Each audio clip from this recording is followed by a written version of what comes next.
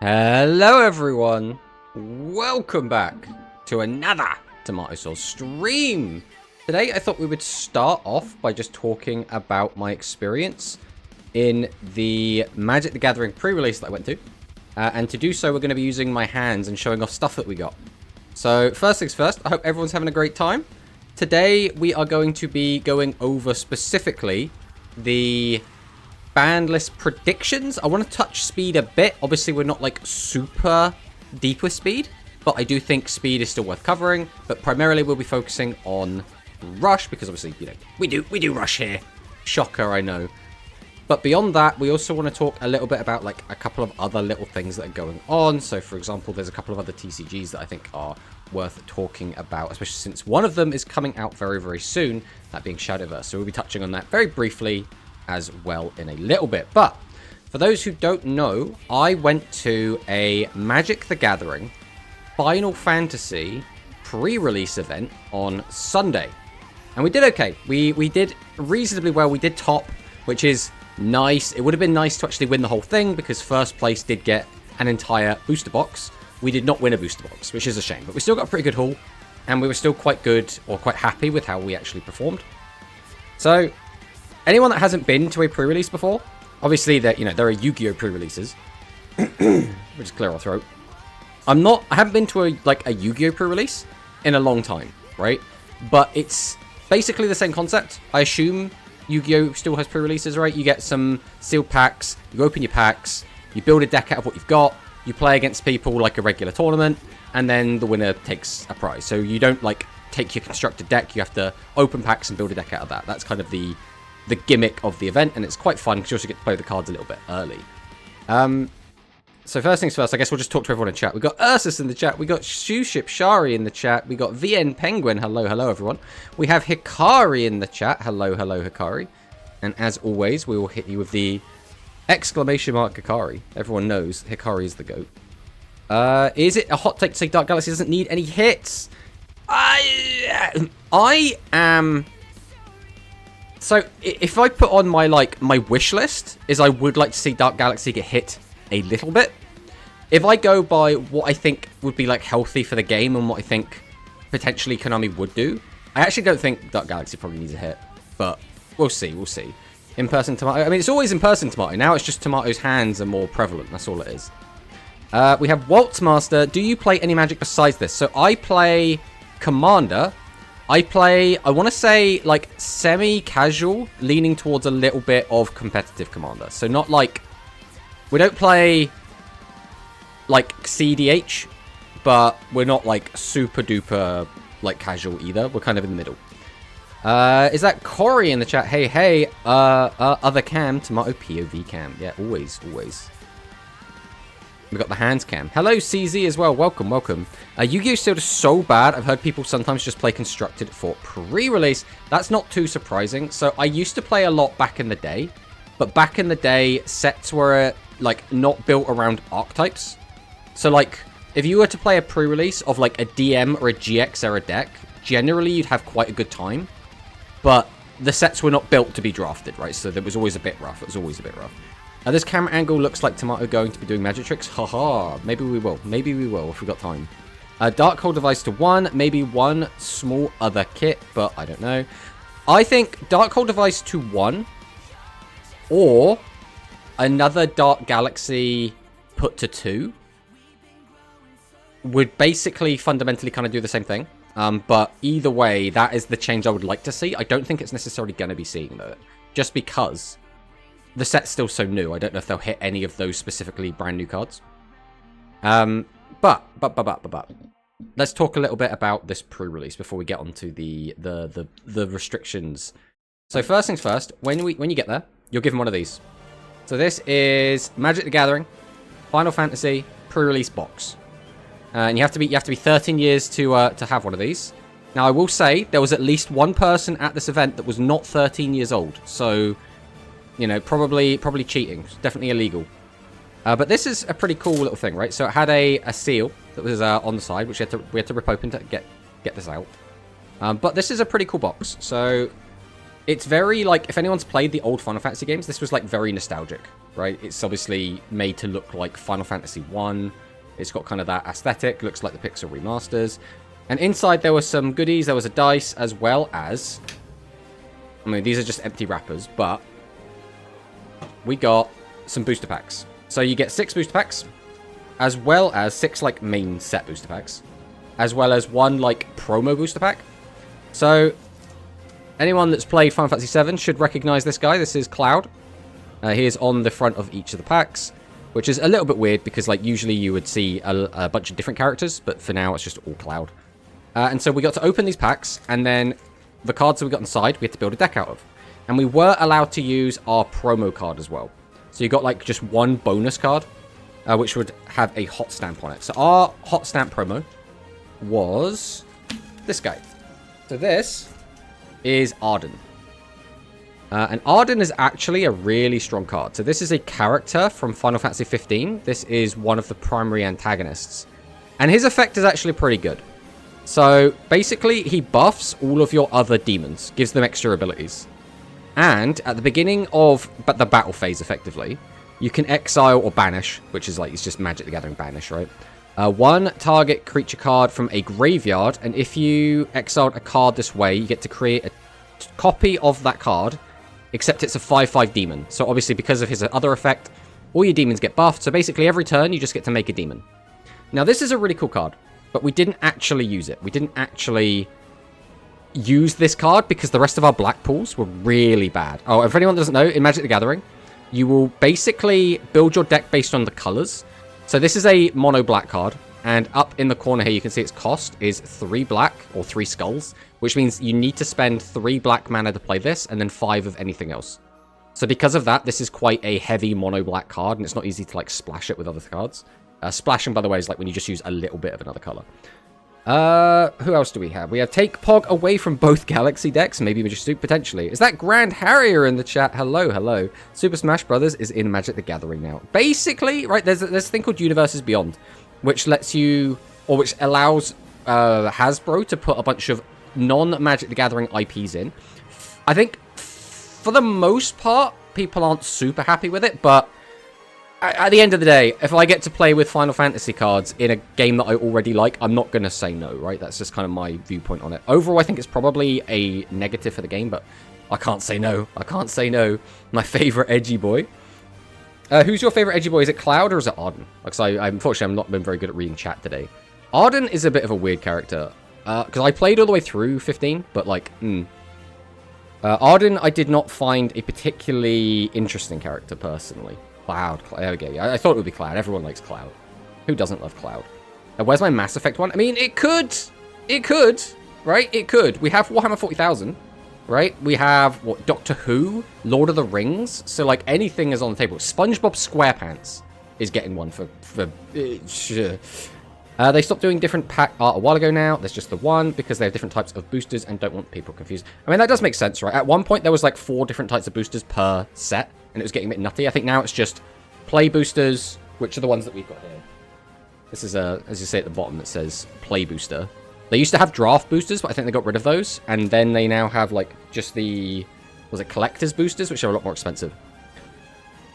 Hell yeah, Final Fantasy Pre-release was based. Did you go to one as well then, Mechlord? I'm curious if you got anything good. We've already shown off 1 card so far. That was our Arden. This was our hot stamped promo card for entering the event. I really wanted to play this card, but the rest of our black pool was just so unbelievably bad. Not looking forward to Spider-Man or Atla, though. Avatar The Last Airbender.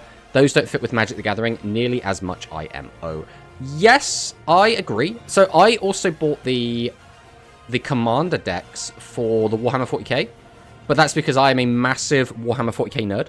So it was kind of a no-brainer for me to be like, yeah, I really like Warhammer 40k, I'm going to get it. Even though, again, Warhammer 40k doesn't really fit with Magic the Gathering's universe. But, you know, I can't say no. I can't say no. So we'll show off a couple of the other cards that we got. So these are some of the cooler cards that I managed to pull. And then we'll get into, like, the really, really cool stuff afterwards. Like, because these are, like, the uncommons and stuff that I pulled that I thought were really cool. I went to the Two-Headed Giant pre-release. My promo was Noctis, and I pulled a Lightning. My teammate pulled Dark Confidant. Holy You guys just popped off, didn't you? So Noctis is... I'm not a huge fan of the Noctis card, but it's a really cool one. There aren't that many triple color cards as well, so assuming you got the triple color Noctis, that one's really, really good. Lightning's also pretty cool. But Dark Confidant is one of the big chase cards of the set, and Sephiroth is probably the most... I don't know. It's probably the most expensive card in the set, outside of, like, the super ridiculous, rare, multicolored... chocobos. There's like a gold chocobo which you can get, which is like ridiculously rare. I think there's only meant to be like 77 of them like in the world or something. So there's like that. But yeah, your pools sound a lot better than mine. So I'm very jealous. I'm very jealous. Avatar fits really well. I think Avatar could fit really well, except it depends how they do the art style. If they make the art style, like if we take a look at this card, right? This is X-Death, right? His art style works really well for Magic the Gathering, but if it had more of like an anime aesthetic, I don't think it would work as well. Some of the Final Fantasy cards do have a sort of anime aesthetic, and because of that, they end up not looking great. I think a lot of the Final Fantasy X cards also don't look fantastic. Like, they look like really pretty cardboard, but they don't really fit with a lot of the other, like the rest of the art in the game, right? I think that's the issue I have with them. But it depends, again, how they look. If they got, like, just really nice, like, Magic the Gathering art, I think it will look fine either way. I haven't missed a pre-release in years, but I didn't go to this one because it was so expensive, and the set isn't actually that good for competitive formats, which I play. I think that is fair. That is very fair, Waltzmaster. I've heard similar things. I think this set was pretty fun to draft, but it had the added boon of, like, oh my god, I know X character from game I like. Tee-hee, that's very PogChamp, right? So because of that, it was like, well, I'm going to get like so much added value. And there's a lot of cards in here I do actually want for Commander, so a huge 40k fit there. Huge 40k fan as well, not judging. I checked prices, Dark Confidant is only $3. Really? That's interesting. That's very interesting. Sephiroth is second most expensive card behind Vivi. Oh, is Vivi the most expensive at the moment then? Because I haven't been, like, keeping an eye on all of the prices. If you look on, like, any of the retailers, they're selling the cards for a ridiculous amount of money. But if you look at, like, Card Market, TCG Player, that sort of thing, they're going for, like, a lot cheaper. So it's like, you know, are we doing that sort of thing or not, right? Orcs were relegated to SL. Hopefully they do 40k again. Yes. I mean, there's a lot of stuff. Like, 40k is such a massive universe. They only gave us 4... Commander decks, which is really nothing in the grand scheme of things. Really excited to draft on Arena when it comes out in a few hours. Yes, I am also. That is something I'm really looking forward to, but it's only going to be premiere drafts for the first week, and then a week later is when we get like the regular drafts. So it's like, it's only, you can't have to gamble. You have to spend a lot of money to hopefully get a lot of stuff, right? I don't know that much about FF, but this set actually made me want to play FF games. I mean, I love FF. I've been an FF fan since I was a child, so I'm all in on that. I'm actually playing FF6 and FF10 for the first time because of this set. Two really good ones as well. FF6 is... It's maybe like a hard recommend, just because FF6 is a really great game with a fantastic story, really cool characters, but it is really hard to, like, get into, I guess. A lot of the other Final Fantasy games, they'll kind of hold your hand. They're very easy to, like, play, to get into. The story is very, like, compelling immediately from the get-go. Final Fantasy VI is a bit more... I don't want to use the word mature, but, like, the way... It's not mature in that its themes are necessarily more mature than the other Final Fantasy games, but the way it tells its story isn't as, like, hand-holdy. It's kind of like, you're on this train, and the train's going at its pace, and you just have to keep up. That's kind of how 6 is. 10 though, 10 is excellent. 10 is an easy recommend. It is a fantastic first Final Fantasy game. It holds your hand the entire time. The game is relatively easy most of the time through. It's very colorful. The characters are all very immediately likable. It's just like, it's a great first Final Fantasy game in my opinion. The only issue is you might find it a bit too easy then when you go and play some of the other ones. But like, it's got some challenging content. It's just more towards the end. We need a normal Age of Sigmar collab. That would be cool. That would also be very, very cool.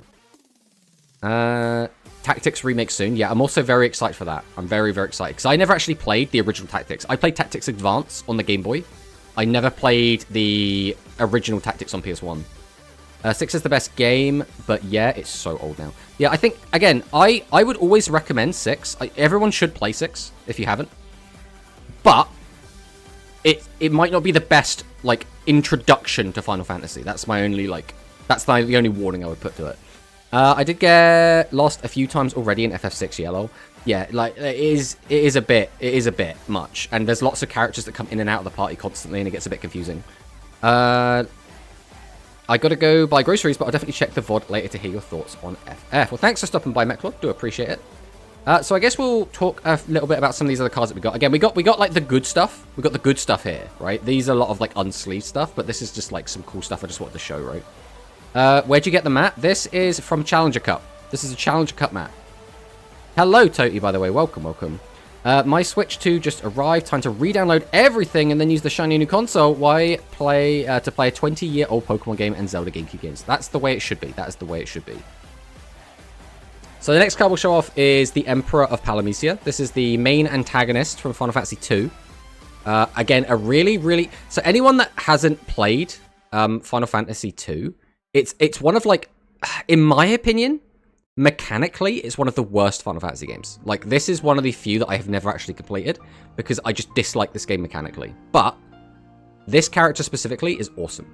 So the Emperor... so, again, mild spoilers for the end of Final Fantasy 2. Now, notably, this game is older than I am. So, I don't know if we can really have spoilers for, like, 30-plus-year-old games. But this character, basically, is, like, the ruler of the world, right? He's like, the big bad. He's, like, the Emperor, right? If you think Star Wars, the Emperor just, like, rules everything, right? He's basically that. But then he dies. And his soul gets split into two. And half of his soul goes to heaven. And half of his soul goes to hell. And then what he does is, he enslaves and basically becomes the ruler of heaven and hell with one half of his soul each.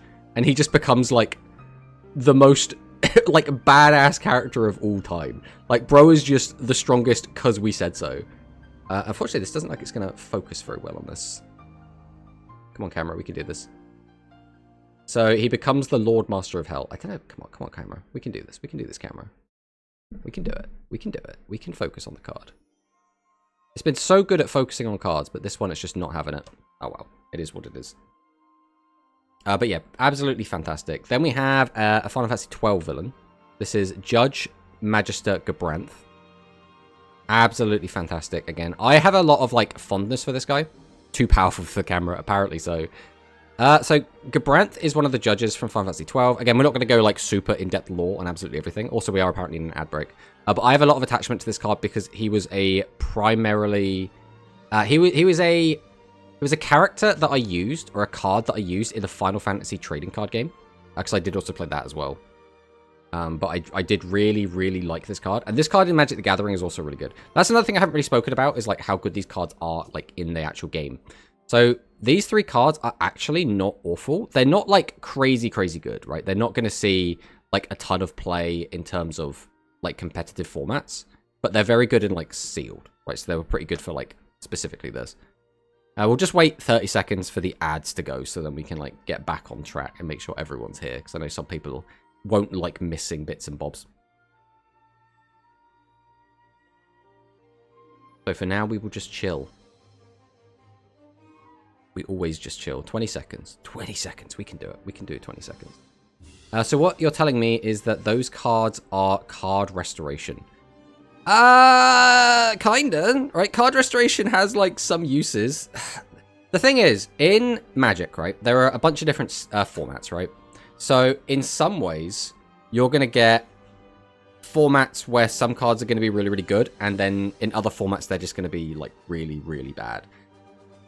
So, the format I primarily play is Commander. So, because of that, if a card's good in Commander, I'm going to have more attachment to it. But if it's not good in Commander, I'm not going to care as much. So, standard cards that are really good, again, I'm not really super invested in. Cards that are good in, like, Modern and Legacy, again, I'm not really that interested in.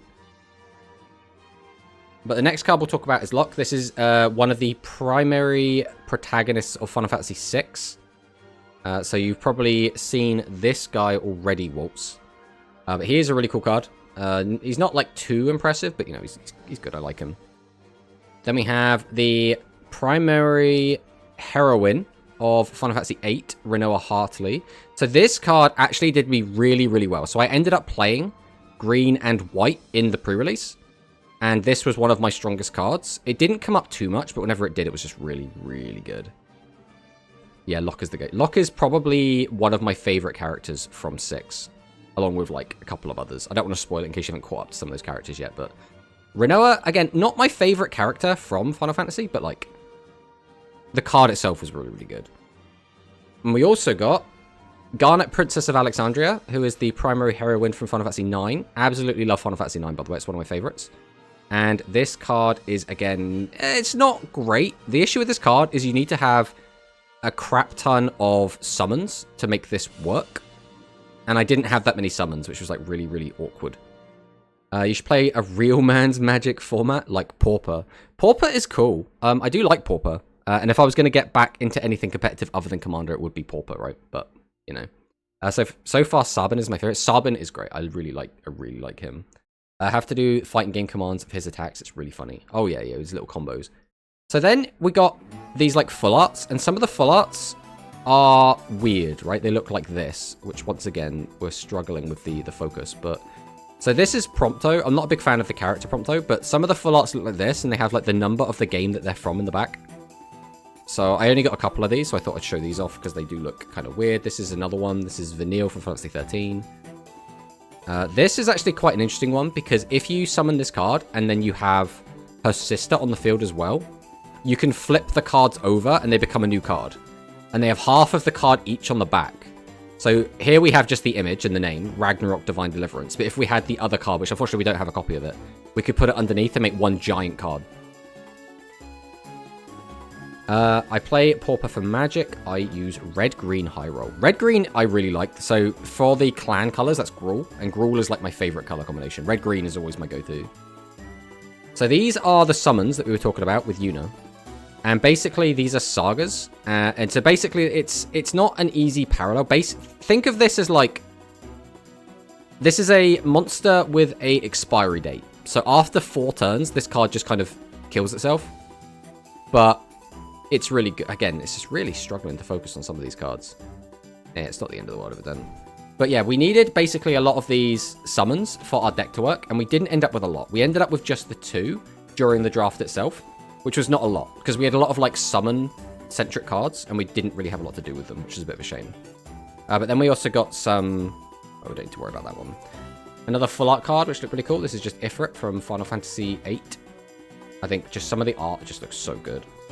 And then each of the booster packs will either give you a token or they'll give you these, like, just, like, art cards. These aren't, like, legal cards or anything. They don't have any text on them, but they just look really cool. We've got, obviously, a Sephiroth and a Stola. I know I like you for a reason. You play Magic correctly. You play red. You play green. You turn shit sideways. The gentleman's way to play Magic. Exactly, exactly. So now we'll get onto, like, the cool shit. So these are, like, the rares and mythics that we got. So we're just going to kind of show off the cool crap that we got. So we got Minwu, Rebellion Strategist. So this card, as you can see, it has like another name underneath its name. And what that means is there are some of these cards which have basically been giving a new art and a new name, but really it's just this card. So like this is an old Magic the Gathering card which has been turned into a Final Fantasy card. And that's kind of how they acknowledge that. But this card was really, really powerful. I played this throughout the day and this card did so well. Every time this card hit the board, it was super high impact. And my opponents would always give me this look of like, oh god, no, he's played Minwu. So like, really, really powerful. This was one of the MVPs of the day. Then we have another one of our full art cards. This is Darkness of Eternity, which is just Dark Ritual. So 1 black, add 3 black mana. Just, again, just really, really good card. It's not as useful, in my opinion, in Sealed. So we didn't end up playing it, but it's still pretty cool. Then we have another one of our full arts. We have the Cloudsea Djinn. So again, this is another card called, what is it, Nyxbloom Ascendant or Ancient. This is just a really good card in general. Trample, and then whenever one of your permanents taps for mana, you get 3 times that mana. This is just a general good card, so I'm quite happy I pulled this. And then any Final Fantasy VIII fans out there, we also got Squall Leonhart as well, which is really, really good. First Strike Vigilance Lifelink. Again, we did play this in our deck because we were playing green-white, and this card was amazing. Just a First Strike Vigilance Lifelink is so powerful just on its own. A lot of the games, we were actually going up to like 40 life just because we were healing so much, and this was one of the primary ways we were doing that. So this card, absolutely fantastic.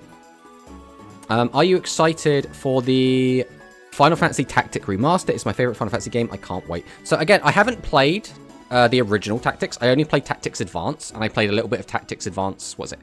A2? Final Fantasy Tactics Advance 2 on, what was it? It was Game Boy Advance and then DS. So I'm looking forward to playing Tactics for the first time, like, properly. So then we have Yuna Hope of Spira. This was another card where if we had more summons, our deck would have been a lot stronger, because this was a really, really powerful mythic. Unfortunately, we didn't make a ton of use out of this card, but we did play this, and this was really, really good. Then we have one of our adventure lands, Lindblom Industrial Regency. Again, we didn't play this card, but it's pretty good. But again, we didn't really have a way to make good use of it on the day, unfortunately. I played 14 online, 15 and 16, I think one of the remakes from the last few years. But I love the world and characters overall. Yeah, I mean, 15 and 16 are still, like, they're good games, but they're not quite the same as, like, the older games, right? Like, anything from, like, 10 backwards is typically called, like, the golden age of Final Fantasy. Everything after that is kind of like, you know, they're not bad, but there's, like, they're different. They're very, very different. I really hope you streaming it. It's a wonderful game. We will probably, I mean, maybe, like, there's never say never, right? But we typically do stick to card games usually. This is Fire Crystal. Again, we didn't really get much use out of it, but this is a pretty cool card. We then also did get a Foil Darkness Crystal. Unfortunately, although these cards are pretty good, they're less interesting in terms of, like, looking at art, right? It's just a crystal just hanging out. That's another quite boring one. This was another card that we pulled that we thought was going to be really good. This is Sarah Farron. This is Lightning's sister from Final Fantasy 13, but we ended up cutting this from the deck because it just wasn't that good, even though it was in our colors. Then we have Esper Origins, which is actually pretty good, but we got this from one of our prize packs, so we didn't end up using this.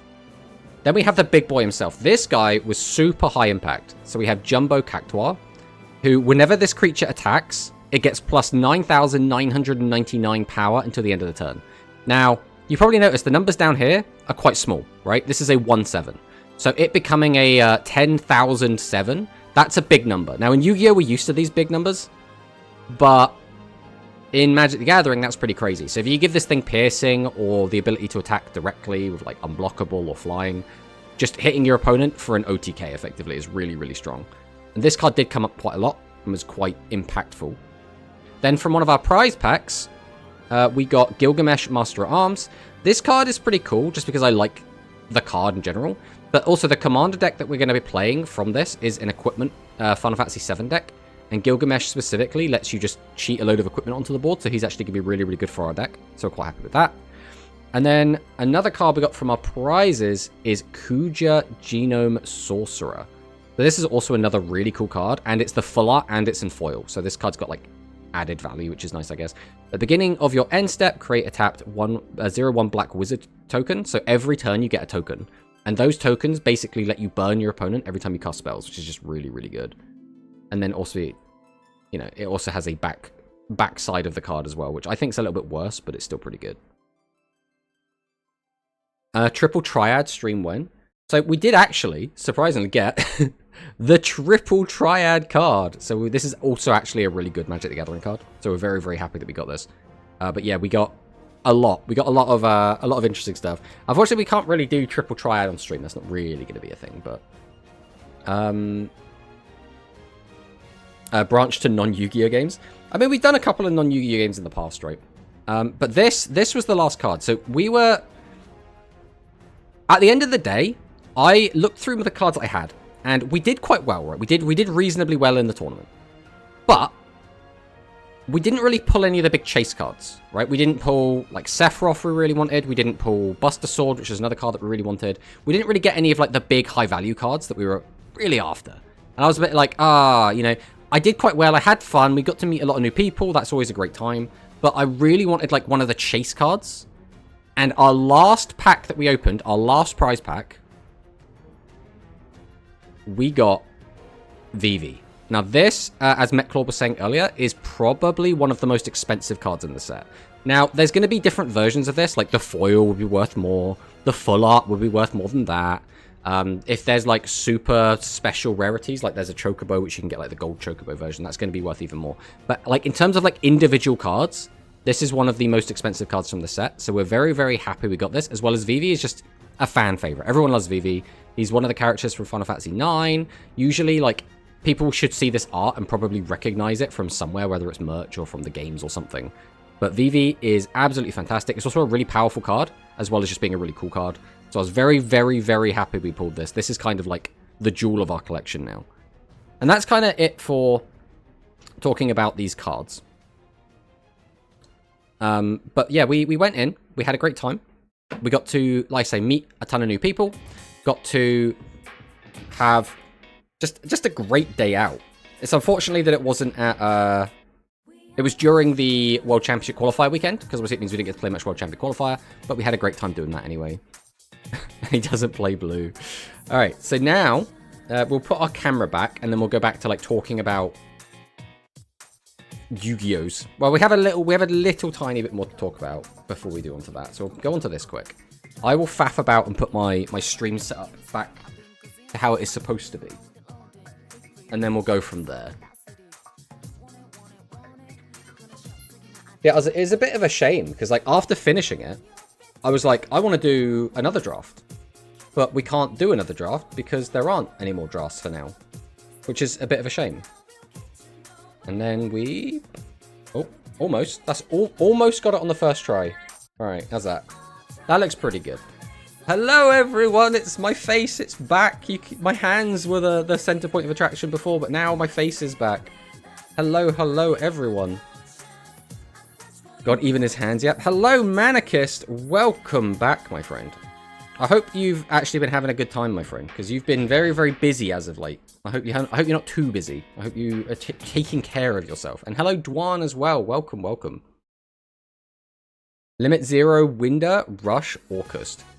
So you want to ban Winder, Rush, and Orcust. Now that, I'm not sure, Kim friend. I don't think that's likely to happen. I assume this is more of a wish list than a prediction.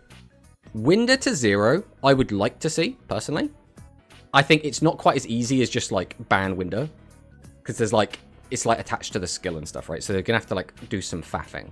As for getting rid of Rush, again, I'm not sure that's going to be ideal.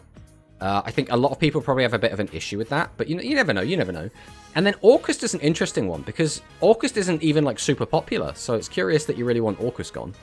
I downloaded Magic Arena back in the day to learn how to play and didn't really do much. Yeah, I got more time again now. Nice. Well, as long as you're doing better, Manicus, that's the important thing.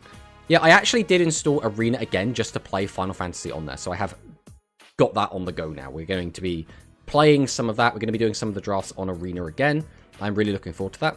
OCG banlist, Duel Links banlist predictions, possible leaks and card predictions, and maybe also going over the new OCG cards in this stream. Yeah, we'll be doing a lot of stuff. We're going to be doing a lot of faff. That is generally how we do things here. So, first things first, I guess we'll hop over to here. So this is a picture that my brother took of us at the pre-release. So just in case you wanted to see me in the wild, there I am. This is, well, you can't quite see me because behind the chat. There I am. There's me at the pre-release playing against this is my round 5 opponent. We ended up playing to a draw because the time was called. And funnily enough, there is actually a funny rule in Magic the Gathering, which I didn't know about, which is when time is called, you do the Yu-Gi-Oh thing, right? You play 5 turns. So it's like, turn 0, turn 1, 2, 3, 4, 5, and then that's it, right? But in Yu-Gi-Oh, typically, whoever has the highest life points is declared the winner. In Magic the Gathering, if a winner hasn't been determined by the end of turn 5, it's just a tie.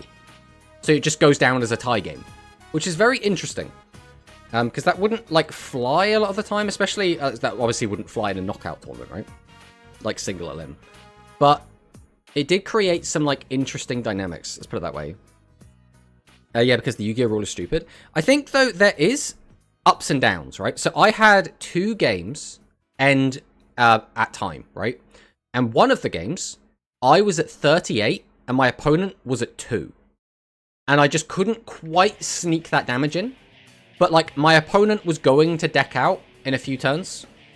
But, like, he wasn't going to deck out before the 5th turn was up. So, like, I had all but won the game.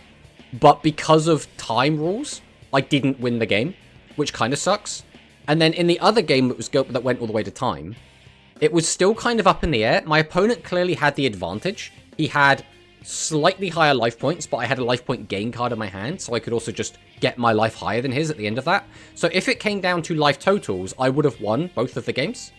But it's one of those weird things where I don't necessarily think one is correct and like one is wrong, but there are ups and downs to each of them, right? It's very awkward. It's very awkward. Usually at pre-release, because there's a ton of new players, people don't know the cards. Yeah, I mean, there was a lot of reading going back and forth. Also, we had like very gummy board states where like both of us would get out like 6 creatures, and then I'd be like, well, if I attack, you will go block, block, block, block, and then nothing really happens. But then I'll be left open, so you'll attack me, and I can't block because all my shit's tapped. So it got to this weird, like, are we going to bother doing anything? And we just ended up staring at each other for quite a long time. Tomato volunteering to teach me Magic the Gathering on Arena, confirmed. I don't mind teaching you Magic. Magic's very, very simple. It's to learn, the game is extraordinarily simple. Only when you get to like the really, really high level stuff does it get really complicated. But Magic is like the easiest TCG to learn. And then what you learn from Magic translates to everything else. Translates to Hearthstone, to Shadowverse, to like anything that uses a mana system, basically. But yeah, we had a great time. We had a great time with this. And then speaking of Arena, we do have today, June 10th to July 29th, Magic the Gathering Final Fantasy Premier Draft. So there is basically a couple versions of Draft. There's Quick Draft, which is like, you pay a small amount of in-game currency, and then you just get to, like, have your cards, you can play it out. Then there's, like, Premier Draft, where you have to pay a lot of in-game currency, and if you win, you get, like, really good prizes, right? So it's like pay a lot, but potentially win a lot. Or pay a little and potentially win a little. So it's like, do you want to go for big gambling? How confident are you? Versus like, are you not super confident? Yeah, I missed the Premier Draft announcement. Super happy I can crack some out. Yeah, that should be at 4 p.m. today, my time, which is about 3 hours, 2 hours, 20 minutes, like that. So that should be pretty fun to play. But I'm really looking forward to this. Like I said, I'm a big Final Fantasy fan. I'm a big draft fan. I really like drafting in any card game. So like, I'm really, really excited for that. That's kind of it for like the Final Fantasy stuff, right? We've kind of covered everything we want to talk about for there. But I will quickly mention that we do have Shadowverse World Beyond releasing in 7 days. And I'm also really, really excited for this. So this is going to be a new Shadowverse game. So completely fresh game, fresh pools. If you want to just play a brand new card game at launch where no one's going to have like a massive advantage over you, this is going to be a great time to jump in. I'm really, again, looking forward to playing this. Only 1 week. So next Tuesday, it's going to be out. It's going to be exciting. I'm looking forward to it. And again, the rules are going to be quite similar to Magic the Gathering in a lot of ways. Like, it's not going to be a one-to-one, right? But a lot of the rules from Magic will translate over to Shadowverse. So, like, there is kind of an overlap there. But I'm really, really looking forward to this. So now, we will go in and yap a bit about, specifically, Rush, right? Rush. We'll talk about speed. We're going to talk about ban lists. We're going to talk about predictions. I'm excited. I'm excited. So first things first, we do have a brand new card that's just come out, and it's called Ancient Barrier. Who's excited for Ancient Barrier? Any Ancient Barrier enjoyers in the chat? This card is incredible. If we were playing the physical game at like set 4. So this card actually used to see a lot of play. It used to see a ton of play. But you got to remember, this card came out in a format where every single deck was playing 3 copies of Dark Revelation, right? So when everyone's got 3 copies of Dark Rev, suddenly having your board unable to be destroyed by traps is really good. The issue is, we don't have 3 copies of Dark Rev. The only trap card this is going to realistically protect you from is going to be Widespread Ruin. I'm trying to think if there is actually another card this works on. This won't stop Trap Hole, because the card has to already be on the field to give it protection. So it's like, there's not really any use for this card. Maybe you play this as like a shuffling. No, there's no reason. Even trying to cope, there is like no reason to play this card. This card is just complete garbage. But now, I don't even think, even if we suddenly got like all the Mirror Force cards, I still couldn't see this card suddenly seeing play, like realistically. Yap. Not me. Ancient Barrier is really versatile. Yeah, that was a really funny in-game message they put up as well. But I don't know what they're doing. I don't have to worry about my opponent's Dark Revelations anymore. Exactly. So that's a card. Then we also got 2 other new cards. So we have Finalized Phoenix. A card that you will resolve. I mean, first off, it has to be in your deck, right? So already you've made a deck building, like, error by putting this in the deck. Its stats are really mid, which is also really bad. If its effect... So assuming you're playing this card in your deck, right? Realistically, you're going to get this effect off, like, 1 in 20 games. And then it's going to feel pretty good, but you're not going to get it off that often, so it's going to be sort of irrelevant. We're getting a lot of Destruction Immunity lately. I'm worried about getting Mirror Force. I mean, it definitely could happen, right? It could be the New World campaign replacement, I guess, because they're going to have to do something when September rolls around, right? So they'll announce something at Worlds, and then we'll get a big update in September. We don't know what that big update's going to be, but it could be like, oh, we're just going to do maximums from Go Rush, right? Or they could be like, oh, we're going to do the new DM world with all the anime DM characters, or a bunch of new skins for characters. What I personally think would be cool, because we're at the right time as well, is do a mini update where basically you release a whole bunch of the Go Rush characters that we already have, but with like time skip skins, in the same way we have Soul Burner and Flame. So we could do that in a way where you just get like another Yuhi, right? And then he'll have a whole separate character with his own level up rewards. But it won't be a new world. It'll just still be in Go Rush World, right? I think that would be a cool way to do it. I don't think they're going to, because again, we did get a load of those DM IDs, and in order for those to be paid off, we're going to have to get some big DM update. So I assume that's probably what we're getting this year. But I think that would be cool. But yeah, Finalized Phoenix, not so good. Methyl is actually kind of okay. So it's not perfect, because it has to get an exactly level 4 normal from the graveyard. But it's okay. There is a lot of cards that kind of do what Methyl does anyway. So, for example, we have the bear, and Magma Bear, which does sort of the same thing. So, like, it's nothing like too crazy. But we spoke about this card at length before, where it's going to get a fusion. It's going to get some other support cards in the future. So, definitely worth picking up. So, with that said, we'll talk about the potential leaks that we got. So, this was posted in my Discord. This is from a source that was incorrect before.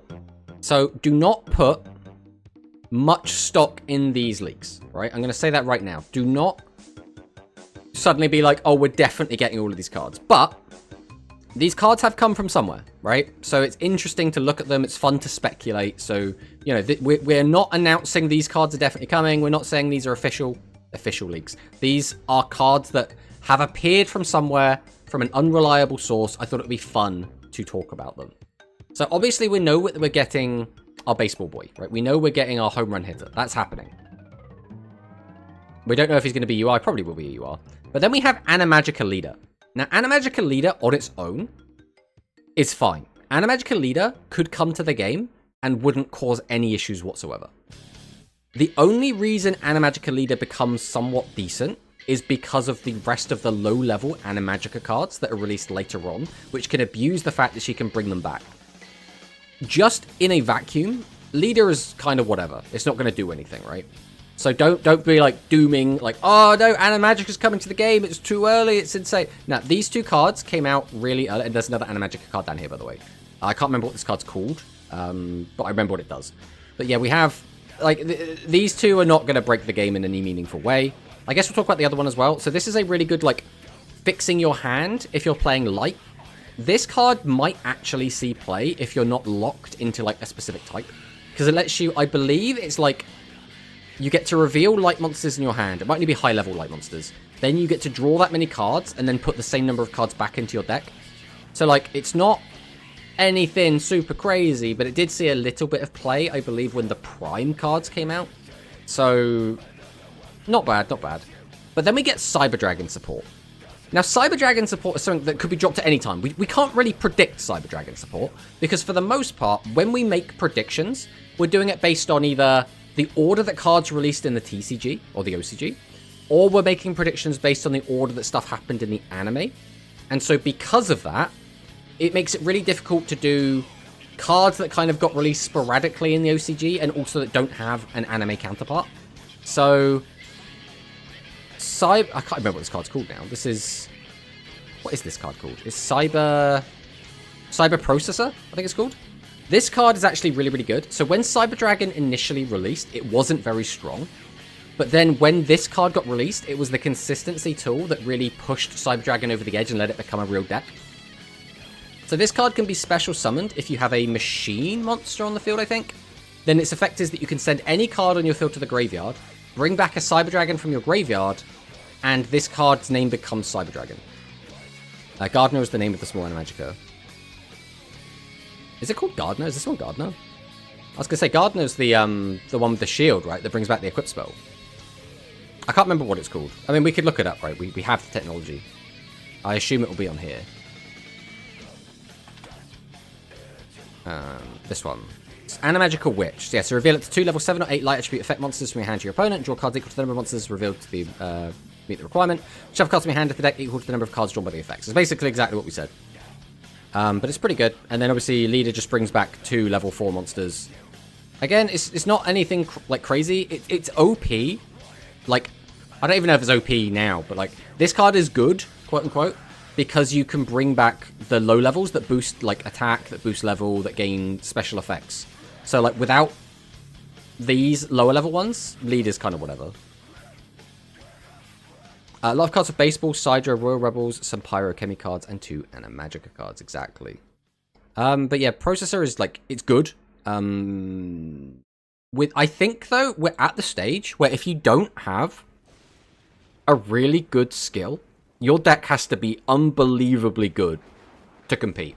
No matter how good the cards individually are, a lot of the time you're going to need your skill to do a lot of the heavy lifting. And Cyber Dragon, even with these new cards, I mean, maybe it won't matter so much because, like, when we go down to, like, the next card, this is Cyber Griffin. This is a discard draw and gives protection from trap cards. So, like, it's fine. It's a nice, like, consistency tool, but it's not plussing you, right? It's cycling. And then this one over here, this is Cyber Kotal, I believe it's called. This lets you look at the top... Is it 3 cards of your deck? Again, we'll just take a look. We'll take a look. It's going to be all the way down the bottom somewhere. Yeah, so if you have no other monsters on the field, excavate the top 3 cards of your deck. You can special summon a level 5 machine. Place the rest at the bottom of your deck. So, it's good because it's a 3+1. That 3+1 as well, if we have Processor, we now have 6 cards in the deck that we can hit off it. And that's really, really good. The issue we have in the OCG with this card is there's just a good chance you just don't hit one of those cards. And so you just whiff the effect, and that's really bad. So that's not ideal. But then we have this card, Cyber Serpent. This is, I believe, send the top... So you have to have another light machine on the field. I mean, again, we could just look it up. But it like gives you a 3+1, basically. Let's see if we can find it. Is it going to be on page 2 because it's got 0 attack? Yeah, it is. Cyber Serpent, if you have another face-up light attribute machine monster on the field, send the top 3 cards of your deck to the graveyard. Then if you send 2 or more light attribute machine-type monsters to the graveyard, draw a card. So this card is pretty good.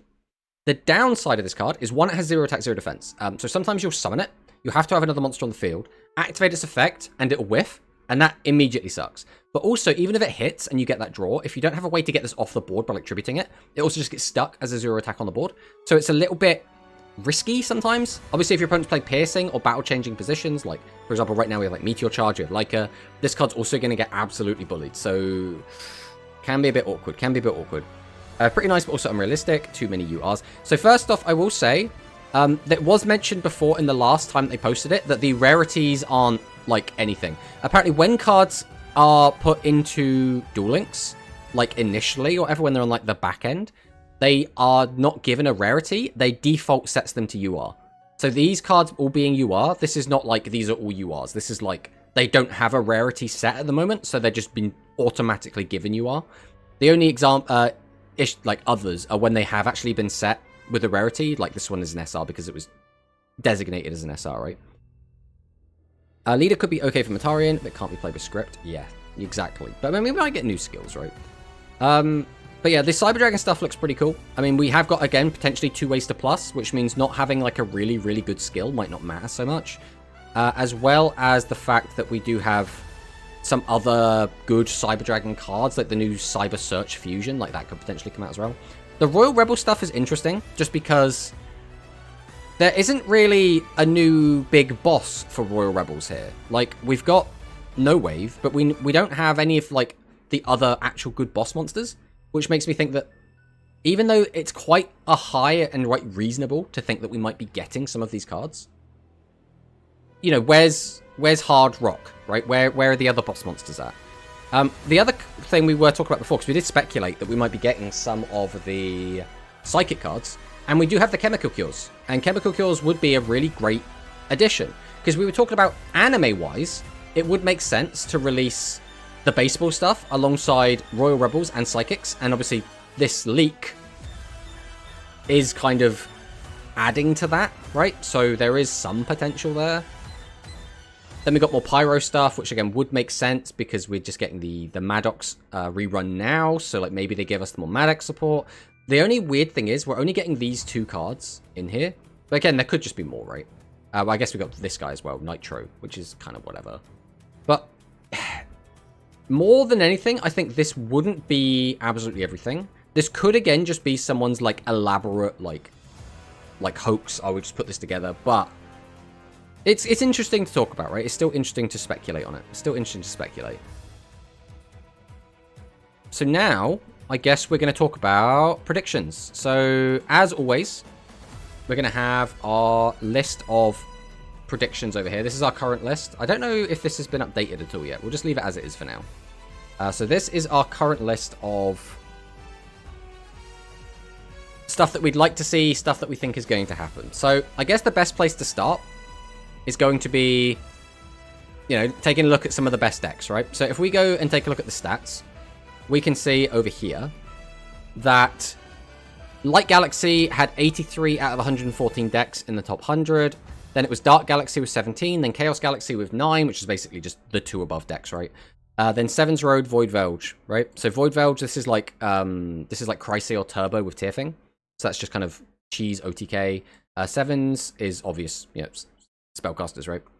What kind of broken skill do we need to make Utopia on the level of the top 3? So in my opinion, it needs to plus. Like, it just straight up needs to plus. It also probably needs to search. But it's like, on what level of searching are we doing, right? It's not an easy thing to do. I think it also needs to give a power boost. And ideally, you want a way to get through set 3 as well, which is like asking a lot from the skill, right? What I would like to see from the skill is like, reveal a level 4 Fire Warrior from your hand to your opponent. Then add to your hand either the rank up magic or the field spell from outside of your deck. And then you can boost the attack of a Fire Warrior on your field by 400 to 600. And then maybe even after that, change the battle position of a monster or give something piercing. Like, I think it has to actually do so much to make it, like, really good. It needs to activate the field too. Yeah, exactly. It's so difficult. There's rank up magic and rush. So it's not, you know, it's rank up magic in name only. What's it called? It's not rank up magic. It's something up. Yeah, here it is. So it's tag up magic sacrifice force. So send a face-up fire attribute monster from your field to the graveyard. Special summon a level 8 fire attribute monster from your hand, face up to your field. Then if you sent a level 8 monster to the graveyard to meet this requirement, you can destroy Spell Trap. So, like, it's nothing crazy, but, like, you wouldn't want to run this in the main, right? So having the skill make it, and occasionally being like, oh, actually, I've only got one monster, so having this would get my guy out. Or, I really need back row hate. I think that is the place for this. Just have you make it with the skill. So you don't even have to run it in the deck, right? And then obviously, you know, you're going to need the field spell because a lot of the other cards need the field spell. Search special stuff for the boss effect, boost the boss, and give piercing. Yeah, that's what I mean. You have to do a lot, right, to make this, like, work. Because again, this deck wasn't awful in TC or in the OCG, but you needed cards like Gearfried, which could attack all your opponent's monsters. You needed, like, people would combine this with Daedalus, so you could use Daedalus to clear the entire board, and then you just, like, summon out a guy, boost his attack to ridiculous numbers, and attack your opponent to kill them, right? So there are ways that the fire baseball stuff has been really powerful in the past, but it was always kind of abusing non-in-archetype cards. So, again, unless we're going to get all of those ways to combine them in Duel Links, they're going to need, like, a really busted skill. But yeah, I mean, it goes without saying, Light Galaxy is what we need to hit, right? If we're going to hit anything, it's got to be Light Galaxy. Dark Galaxy could use a slap on the wrist. Ideally, we want to hit them in such a way where Chaos Galaxy is no longer used. Seven's Road probably could use a little something, but it's like, is it actually going to, right? So, for now, I'll go ahead and write down my, like, wish list, right? So this is going to be the wish list. This is not the predictions, this is the wish list. I would like to see Strange Witch to 3.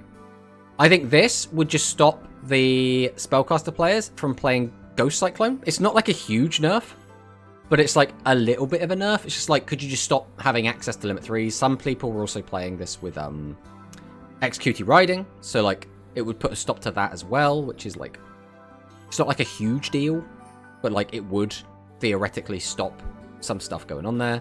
I do actually want to make sure that we bring up some of these lists as well, because like I think all of these lists, I mean, if we look at all of the like, oh, we haven't actually got a lot of the first lists. We got just the Europe and just the NA, which I believe is basically the same list. There's not going to be a lot in there for us. Limit 3 Cat, Witch in main, and deck's fine. Yeah, I mean, that's kind of how I look at it as well, personally. In here, in the Light Galaxy deck, it's... So I would like to see Extraplora limited. Now, this might not be the only thing, but I think having Extraplora limited is really good. The card is just really, really strong. The issue with Extraplora being limited is it does... we have first place global in the spreadsheet. Yeah, I mean, we can get a look at a bunch of the different decks, right? It's just nice to, like, have it from the one place. We don't have to, like, get a load of different Twitter, like, tabs open, but... Oh, boy. What is this website that we are on for this? Well, fundamentally, this is basically the same list, right? What's different in this list? It's playing one more Klein, and instead of Cosmo Titan, we're playing an extra just low-level vanilla. Other than that, I think this is exactly the same. I'm actually curious as well if people were on Triple Boat, Double Eve, or Triple Boat, or Double Boat, Triple Eve. I was on Triple Boat. Okay, so he was on Triple Boat. Was Georfia on Triple Boat? No, Georfia was only on Double Boat. It actually came up a few times where I needed the third boat. So I swapped to the Triple Boat build personally. I think my list was actually almost identical to Parko's list. I was on 3 boat. Yeah, I like the 3 boat personally. I don't think I ever was in a situation where I needed to make a third Eve. Like, very rarely did I even make 2 Eve. But yeah, Extraplora is a weird one, just because it doesn't... So you can just make Extraplora with the skill, right? So you don't necessarily need to run this in the main. You probably would anyway. But, like, putting anything to limit 3 in this deck is basically now making it conflict with Secret Order. So that's, like, the big thing. The other thing is that I'm always going to be... Since this is my wish list, this is not my predictions. I really like the Light Galaxy deck. I really like the Dark Galaxy deck. I really like the Spellcaster. So I don't want to kill any of these decks. I also don't want to make them, like, really hamstrung. I just want to, like, lower the power level a bit and try and bring them all closer together. I lost one game because I only had 2 boats, so I swapped to 3 boat and never needed a third Eve. Yeah, basically exactly the same for me, one. I think I had one game where I was like, where's my third boat? I can't guarantee the win now, and then we ended up losing. So if we don't hit boat, or if we didn't hit boat, what would be the next best hit? So Eve is quite a big one, because Eve is also played in Dark Galaxy. Because the issue is, right, it's Chaos Galaxy. If we were to hit Chaos Galaxy, if we go and find a Chaos Galaxy list, actually, that might make this a little bit easier. Because was this a Chaos Galaxy list? No. So we don't have the list of his Chaos Galaxy. That's not going to be a list of his Chaos Galaxy. Or it might actually. Let's go check out this one. Okay, yeah. So we have this Chaos Galaxy list. So we can use this as our baseline. So what cards are in here that are used in both decks? Obviously, we have the Extraplorer. We have Eve. Really, it's the Dark Hole Device stuff. That's like the annoying stuff. There's a couple of different ways to try and hit Dark Hole Device. Like, the obvious one is just like Dark Hole Device to 1, right? Suddenly, you can only play 1 copy. You're not going to get sacked by it quite so much, right? The other is that you put Apocalypse to 1. Or Apocalypse to 2. I think I actually like Apocalypse to 2. Because if you're playing Dark Hole Device without Apocalypse, I don't really care. Right? It's not like super scary. So I think Apocalypse to 2 and then locking them both to 2 is probably fine. What if you put Apocalypse to 3? Device to 3, Apocalypse to 1. How does that... Because doesn't that now just mean that Dark Galaxy is going to OTK you more often? First place used the same Chaos Galaxy list as this, but Rice Terrace instead of Traleo. I see. Good old Tralaleo Tralala.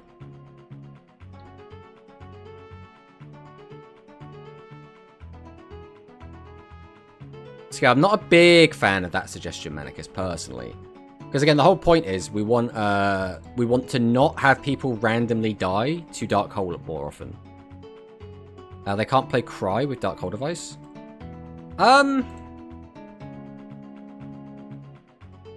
The issue with that is then Chaos Galaxy can still just play... I guess Chaos Galaxy would have to be forced off of... thingy. Would have to be forced off of like something. Because at the moment, if we were to put Extraplorer and Dark Hole Device, Chaos Galaxy would then be like... I don't know. What would you play? Probably just 3 Dark Hole Device. You'd stop playing Secret Order. You'd stop playing Plora. But even that's awkward. Because suddenly, like, a lot of your deck no longer works. That's what I mean. There's always weird knock-on effects when we suggest these like changes, right?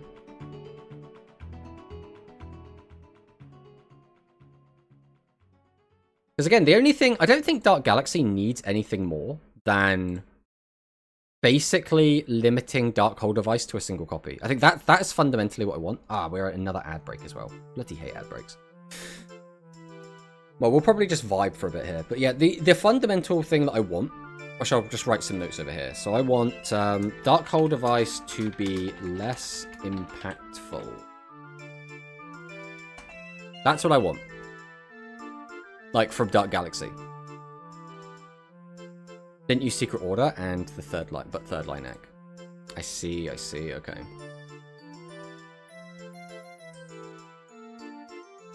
I guess third line act is still, like, it makes sense. Because, like, Lineac is still just a decent card because it's a light galaxy, so you can fuse it with any of your stuff to go into any modular fusions. You can discard it with Eve, which is, again, just really, really good. And just having 5 targets for Eve that, you know, are low level is also really, really nice. Because that means effectively you've got 11 Eve targets. Do you think they'd limit a legend card to anything other than 1, or would that be weird? So I have thought about this. I've been thinking about this for a while, and I did see this also mentioned in a video that we'll be taking a look at in a minute, which was Pot of Greed to 3. I actually don't hate this. I did actually think about this like individually a while ago as well, and I was like, this could work. It would be really strange, but like you have to think about it with the Duel Links ban list in mind. So putting this to 3 would basically mean that if your deck has a limit 3 that it is extraordinarily reliant on, you now have to decide if you're going to give up a copy of that for Pot of Greed or not, right? So for example, if you're playing Strange Witch is so integral to what your deck's doing, I think you just don't play Pot of Greed. Extraplorer is sort of in that same boat. Like, if you're already playing like limit 3 Extraplorer and limit 3 Secret Order, right, even if you go down to like a 2-1 split, Are you going to play like a 1-1-1 split to play Secret, to play Pot of Greed? Like, potentially, right?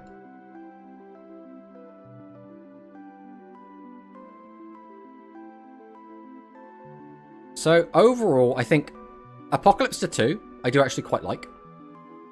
Because the end goal of this is just make it so your opponent only has one Darkhold device.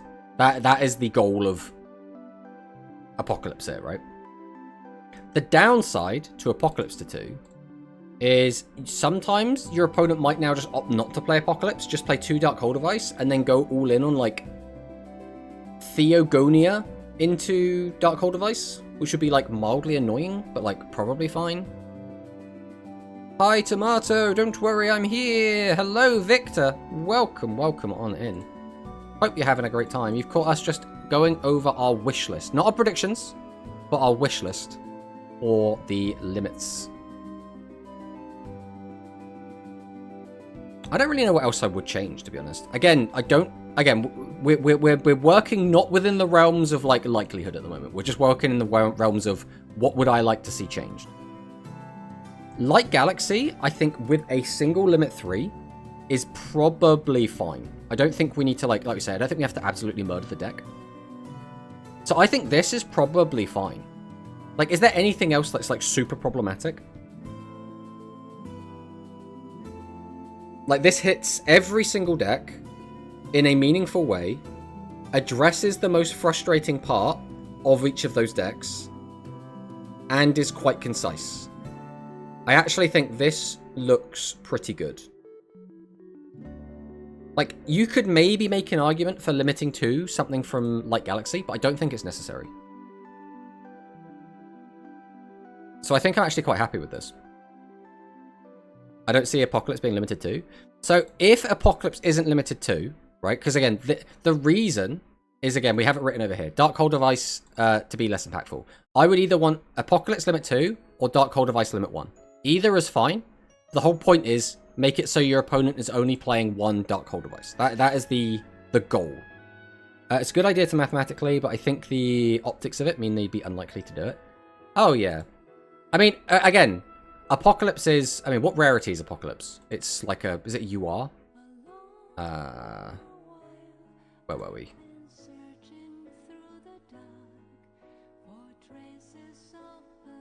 It's an SR. So it's a box SR. Right, first off, right?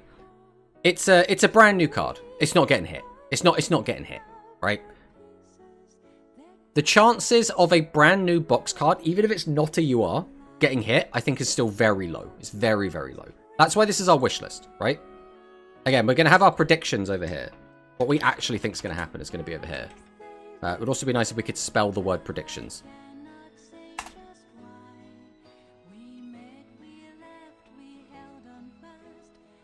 What about Unlimited? I don't... So Unlimited is a weird one. We'll just get rid of that. So if we look at our Limit 3 cards at the moment, we'll just put them on screen so everyone can see them. Is there anything in Limit 3 that could get Unlimited very easily? I mean... Shining City Knights. That could get Unlimited. Realistically, like, is anyone playing Dynamic Dino Dynamics? We've unlimited a bunch of maximums. I don't know why this one's still on there of all of them. Maginical Miracle is maybe a bit too good, but considering everything else we currently have, right? Considering we've got Light and Dark Galaxy,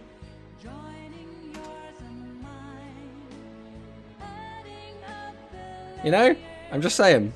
Unlimit Sidra? Nah, I don't think I'd want to do that. Is there anything else in here that's like a big one? I mean... Yami Ruler. Just unlimit Yami Ruler, please.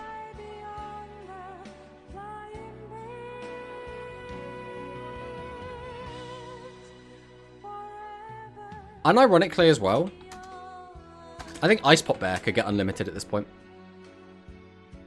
I think Check is maybe still a little bit too good. Galactica Zyphos as well. Like, I don't know why Galactica Zyphos is still limited. Sea Dragon King Granganus could be unlimited, but I don't think they will. Siesta Terrero could also probably be unlimited. But again, I don't know if they will.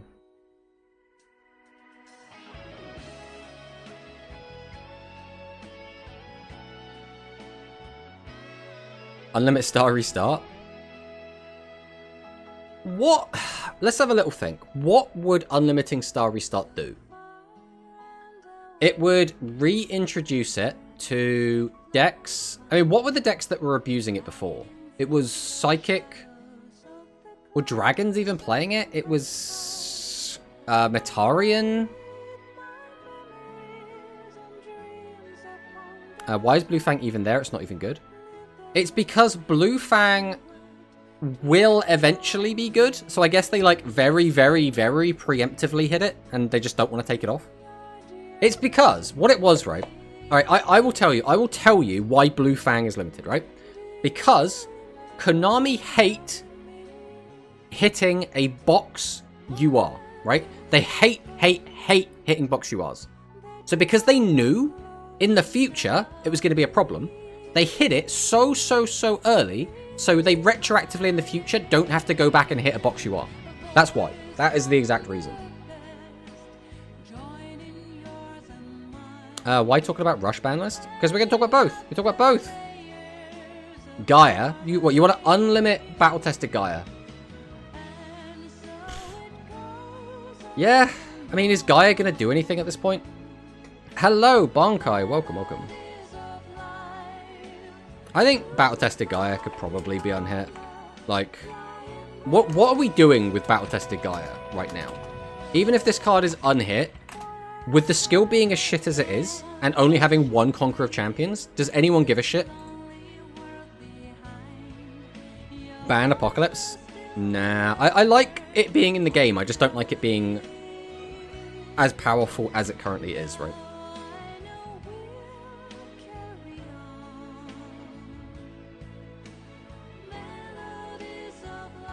Gaia is almost not being played. Yeah, exactly. Is there anything else that needs to be unlimited? All right, I'm going to keep saying it. One of these days, 1,000 Knives will be unlimited one day. And when it does, oh, it's going to be a beautiful day for Dark Magician players. Does Mismatched Rivalry really matter? I'll tell you what. Limit 2. Mismatched Rivalry. Just because Konami is not likely to give us any traps anyway. I don't think they'd unhit it. So we'll put it to 2. Why not? It's not going to like clash with anything. So it doesn't even matter. I'm trying to think like how impactful Phoenix Dragon to 2 would be now. There was a time where it could have easily come out. But like maybe not anymore. Grand Extreme is another card that, like, right now, this doesn't need to be Limit 1. But, like, in the future, it might need to be Limit 1. I gotta go. Well, thanks for stopping by, Victor. Dark Magician too strong. Alright, I think that'll do it for now. And now we'll go and move on to our predictions. Predictions. So, what do we think is going to get hit? Right. Actually, before we go into our actual predictions, let's go and take a look. Gazelle, Dyna, Grand, and Zyphos. Grand Extreme, though, is going to be a card that will be problematic later. Like, Grand Extreme is actually so powerful later on that I don't know if it could come out, especially if right after Worlds we get the maximums. Because that will mean a bunch of Sea Serpent support. I also don't think... Gazelle is a weird one. I think it probably could be unhit, but like we only have one. I mean, right now it's stopping you from playing stuff like what? Negate attack? Yeah, I think it's fine.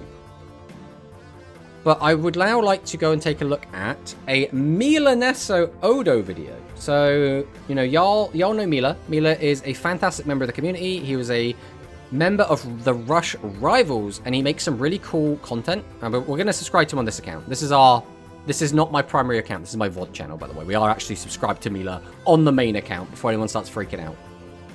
But basically, this was Mila's like video where he was going over like his potential hits that he'd like to see to different stuff. So I will go ahead and link this video in case anyone wants to watch it. You can have it with English subtitles, so I would recommend people do that. But I'll go ahead and just chuck that into the chat so y'all can watch it if you are so inclined. But if we go to the end, I just really wanted to look at his overall at the end. So, this, in my opinion, is pretty wild. There are so many hits here. Like, so many hits. And I'm trying to work out what the logic is for a lot of these hits. So first things first, if we take a look at Light Galaxy, they have what? Leica to 3, Extraplorer to 3, Trileo to 3, Klein to 3, Eve to 3, Fuse Eve to 3, and they already have Secret Order to 3. So that's 7 limits, 7 limit 3s in Light Galaxy, right? So, I'm actually curious, just like as a thought experiment, right? What does the deck look like with 7 limit 3s in this deck? I genuinely, I just want to, like, again, just as a thought experiment, right? So this is limit 3, so this isn't seeing play. We'll be playing 3 of this. This is limit 1. Does Light Galaxy have a limit 1 right now? I can't even remember. So this would be at 3. So this is now limit 3. This is also limit 3. We would have no room for boat.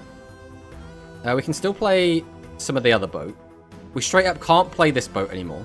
We have to make it with the skill. We will not have room for Secret Order. Once again, that's just straight up not making the cut. I don't even think we can play Klein. Leica also probably doesn't get a look in anymore. We're going back to Secret to Meet Your Charge.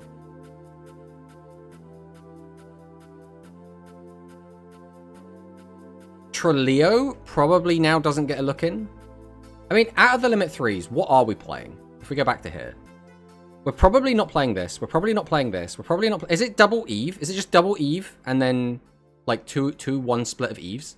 I think that's probably the best you're going to get. And then you just take everything else out of the deck. Well, we got lots of room for like this now.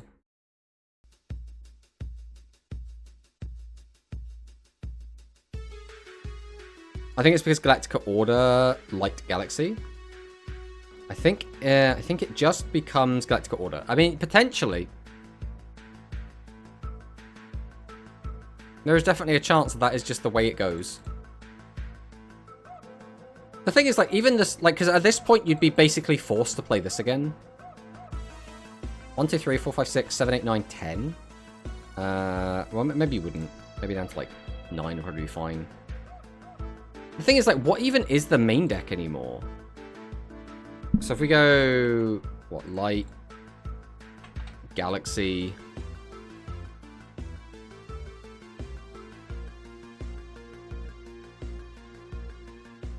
Play that. We'd want to have more targets for the skill. I mean, would you even play Cosmo? I guess you'd probably be playing Cosmo Titan out of any of them.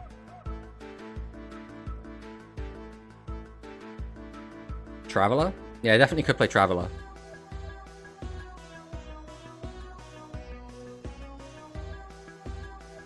And then just anything, I guess. Because a lot of people were playing 7 bosses to trigger the skill. Because some people, like even Parko was playing the Cosmo Titan, right? And that gave the 7th boss, but we don't have another light target. Could play Pale Rider too. Yeah, I was thinking Pale Rider. My first thought was actually play something like where is he? Like Milky Wave Neo. But then I was like, well, no, he doesn't work with the skill because I think the skill specifically says you have to discard a Light Galaxy. Because although you could have it in your deck, you couldn't use it for the discard. So So this would be the deck. And we'll just go ahead and fix that so it looks a little bit nicer. So this would be the list, I guess. I mean, this doesn't look unplayable, right? This doesn't look garbage, but it also doesn't look good. Like, this is probably... This would bring the power level of the deck way, way, way down. But I think the question becomes, what is going to be Konami's goal with hitting these cards? First off, I think, if we go back and take a look at the hits, right? This is brand new. It's not a UR, it's a box SR, but I still don't think they're going to hit it. They could hit Trileo. They're not going to give a shit about that. That's from a structure deck a while ago. They don't care about that. I don't think they're going to want to hit either of the Eves, not this early. They could hit Klein. Klein's old. They could hit Leica, because Leica is also old, right? Or it's not old, but it's a card trader card. So I don't think they'll give a shit about hitting a card trader card, right? So in my opinion, I don't think they're going to hit any of these three. As much as I think I would like to see Boat go to 3. But I think these are all up for debate. Right? They could definitely hit these ones. Last year, WCQ, they didn't murder anything except Noodle. Yes, that is correct. I think they did like some light hits to stuff, but like they very clearly identified like 4 decks that they wanted people to be playing, and then they were like, oh, that 5th deck's kind of up for debate, right? I don't think the hits will be major at all. Yeah, I'm kind of in the same boat. I don't think the hits will be major. I also think this should be at limit 3, Strange Witch. I don't think it's going to, because again, it's a little bit too early. So if they're not going to hit this though, like what out of these 3 do you hit? I think you need to slap a limit 3 on one of these cards. Maybe you put it on Leica, but then does that matter? If you limit 3 Leica, you could just replace Leica with Charge, so that doesn't really matter. So I guess it comes down to these 2. If you're going to hit something, which is super good. Oh yeah, which is really, really strong. I think Pot and Compulse should go to 1. Oh, so literally tell people they can't play Pot and Compulse together. List in top 10 that didn't use Klein. Yeah, even if we go back to like Parko's list, if we can find it.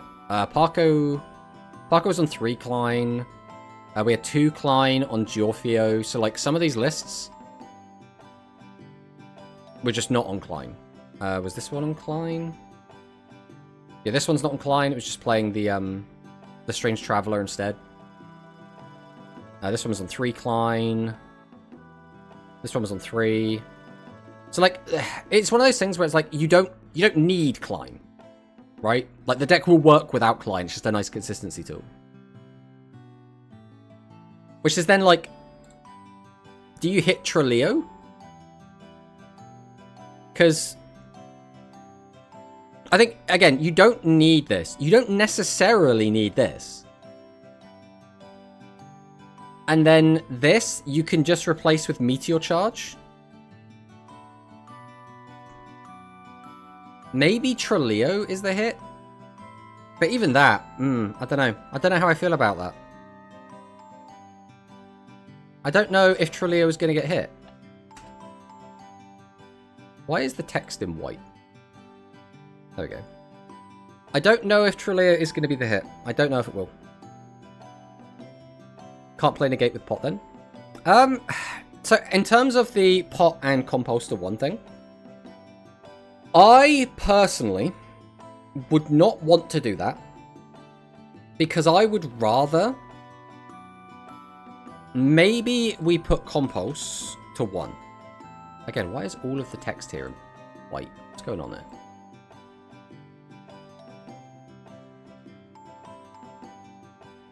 I like Compulse to 1, but I think I'd rather have Pot of Greed at 3. And the reason I say that is so that Compulse now gets taken away from decks that already rely on limit 1s, right? Which right now is going to be like nothing, right? Like you can't play it with Rice. You couldn't play it with that anyway. Basically just stacks all the traps together to basically be like, oh yeah, you can't play good traps, right? Whatever. But Pot of Greed to 3 would mean that if your deck is an underpowered deck that doesn't have a limit 3 restriction, you basically just get to play Pot of Greed willy-nilly. Whereas if you're like Light Galaxy, it's actually kind of... It's like, are you going to give up a lot of stuff to make room for it, I guess? Compulse felt more impactful than NA when you didn't face decks on back removal. Yes, and there were a lot of decks that weren't, right? Like, if you think about it, Compulse is really, really good in a lot of situations, right? Especially into something like Plasma. Because your opponent goes Plasma, then you pop it. If they sense that you have a Compulse, they now can't go into a, like, game-ending play. Like, if they have the ability to make Eternal, but they know you've got a Compulse, they can't go into Eternal. They have to go Plasma to force the Compulse. And then they're kind of sitting there twiddling their thumbs until they can actually make the Eternal play, right? Hey, thank you for the follow, Skillshot. Welcome, welcome. Both cards are powerful, which would be the main reason. But however, restricting those cards to limit 3 or 1 will hurt decks that rely on those cards. Also solves set 3 problem as well. Yes, 100%. I think that when people were saying that Compulse should come to the game, my main argument against bringing Compulse was because you can use it aggressively, and using it to get rid of your opponent's set monsters is really, really good. Limit 1 compulsory and pot to then release Graceful. Graceful Charity is a weird one. I don't think I want Graceful Charity to come out. And the reason being, Graceful Charity, since it came out, has basically been a meta staple and has never really come out of decks. Like, decks right now use Graceful Charity. And decks, when Graceful Charity came out, were using Graceful Charity. So, like, it was just one of those cards that would just see use forever unless you put, like, weird restrictions on it. Pot of Greed needs to be banned. There's literally no reason to play any other Legend spell unless it interacts with the skill like Gaia or Matarian did. So, as for right now, yes, what you're saying is 100% true, Toei. But that's why I want it in a limit slot, where if you're playing a weak deck, you can play Pot of Greed, easy peasy.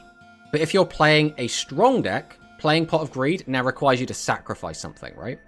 Whereas if we put Compulse and Pot of Greed both to 1, now even the weak decks can't play both of these cards, and now the weaker decks also have to make the same sacrifice that the stronger decks have to make. If we have this at limit 2 or limit 3, now the stronger decks have to give up a really important tool to play it, whereas your weaker decks that don't even have any limit 3s, they don't give a shit. They're going to be fine either way, right?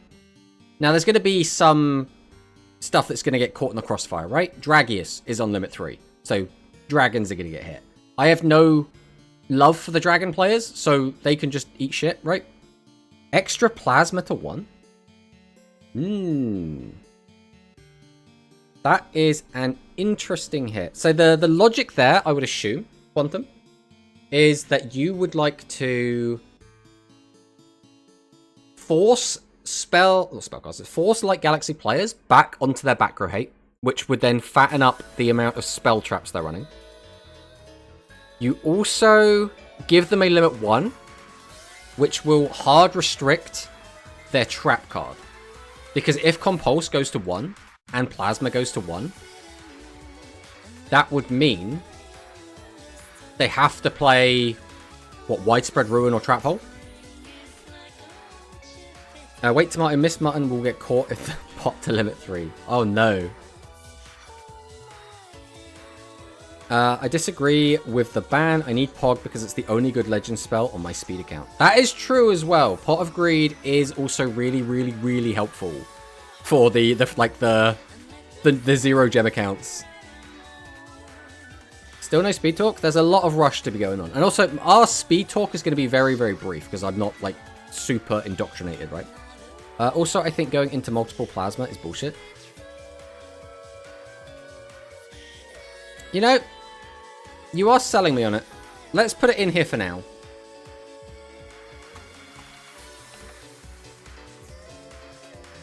I think that's how Plasma is spelt in the card.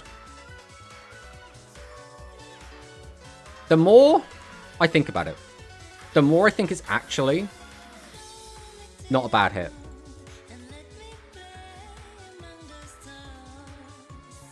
Because that is a significant hit to the deck. And it changes the way the deck is going to be built and played. Extra Power to 3 also kind of works, or whatever.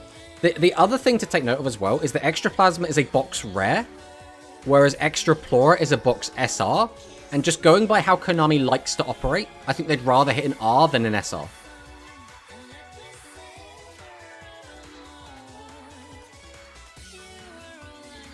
I don't know how it's spelled. I just call it Boat Fusion. I mean, you're not wrong. You're not wrong. Boat Fusion works. Quantum might be cooking, but I like Light Galaxy too much to fully agree. I think if we did this, we have to then hit... Like, I think you also now have to do this. Which, again, the reason it's Darkhold of Ice and not Apocalypse is because this is a rare, right? This also forces Dark Galaxy off of the cool traps as well. This also probably gets Dark Galaxy off of Pot of Greed.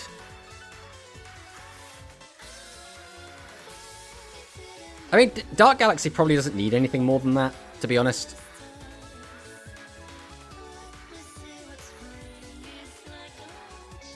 I think Extraplorer to 3 makes a lot of sense. Dark Galaxy as best deck would suck. The thing, again, the problem with Extraplorer to 3, which again is on my wish list, is it's still new. It's still a box SR. Now, it's not a box UR, right? It's not untouchable. But I think the likelihood of it getting touched decreases as its rarity goes up, right? Expecting Device to 3 with Eve. The problem with Device to 3 is you could then just forego... I don't know, maybe it would be fine. Like, I'm trying to think about this, like, realistically here. So if we refresh this. So... That's the wrong place. If we had Darkhold of Ice to 3,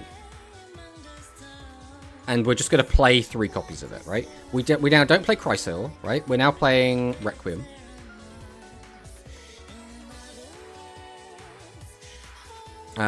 This would also be at limit 3, so that's not coming in as well. That's not coming in either. I don't think we're playing you, but we might. Probably not playing you. We'd be on 3 of this, 3 of this, 3 of this. I want 3 of this. Damn you, limits. No limits. 3. So again, we'll skip Chrysaor for now. We'll come back to it. We'll come back to it. It's probably still making the cut, because now none of the fusions work. We're now looking at, like, Apocalypse Turbo, and we're seeing how that looks.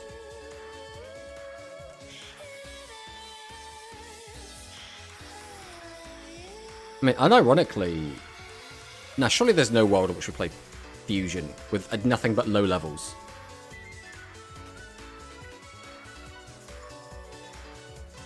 Where are all the Dark Galaxy cards at you?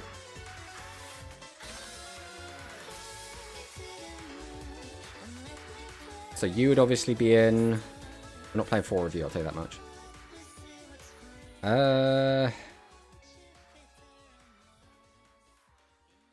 We'd have to play you. Lancer probably makes the cut as well. That would probably be the list. I mean, maybe you put in some more normals. Unlimit Riding, it's the hero we need. I have a meeting. See you guys. Thanks for the stream. Thanks for stopping by, Hikari. Better other key Dark Galaxy cards to 2.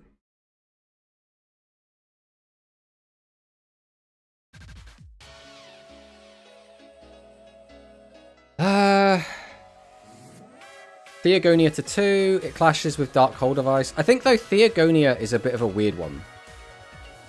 Because I think you can play just a single Theogonia, or just not even play Theogonia at all, it'll be fine. You are better than SR, so hitting either one is going to be a challenge. Overall comes down to money, potential, and playability. My logic is, now you have to make a choice between sacking with Dark Hole or with Croissant. I mean, that does make sense. I'm just trying to look at how it could be if we did have this, and if we were to play, like, again, basically Darkhold Device Turbo. I mean, obviously we'd have, like, a Legend Trap somewhere in here, right? But, like, this looks still pretty gross. Because, right, the trade-off is you'll now get sacked less by Croissant, because he's no longer in the deck. But now, Darkhold of Ice could wipe you out more often. And I think a lot of the time, Darkhold of Ice is more impactful than Chrysaor. But, like, That could just be down to preference, right? Unlimit Star Restart, limit 3 Fusion. There's no way we're doing that. There is no way we're doing that. That would just, like, that buffs Metarian and, like, nerfs every other deck.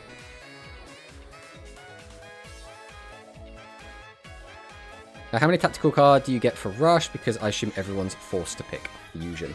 I would like to think that Fusion is going to be exempt from the tactical thing, but no Requiem. Oh, we don't have Requiem. It's because we typed Requiem at the start and we tried to put it in, but it was being funky. We'll take this guy out. So we'd have this. I mean, the rest of that's probably fine. Maybe we take out a Corridor. Mind you, we don't need to, like, go all in on monsters anymore because we don't have Chrysaor on the deck. The extra deck's looking a bit bare.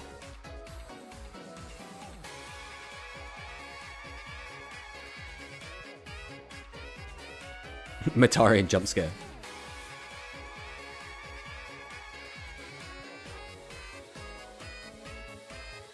I mean, it's interesting.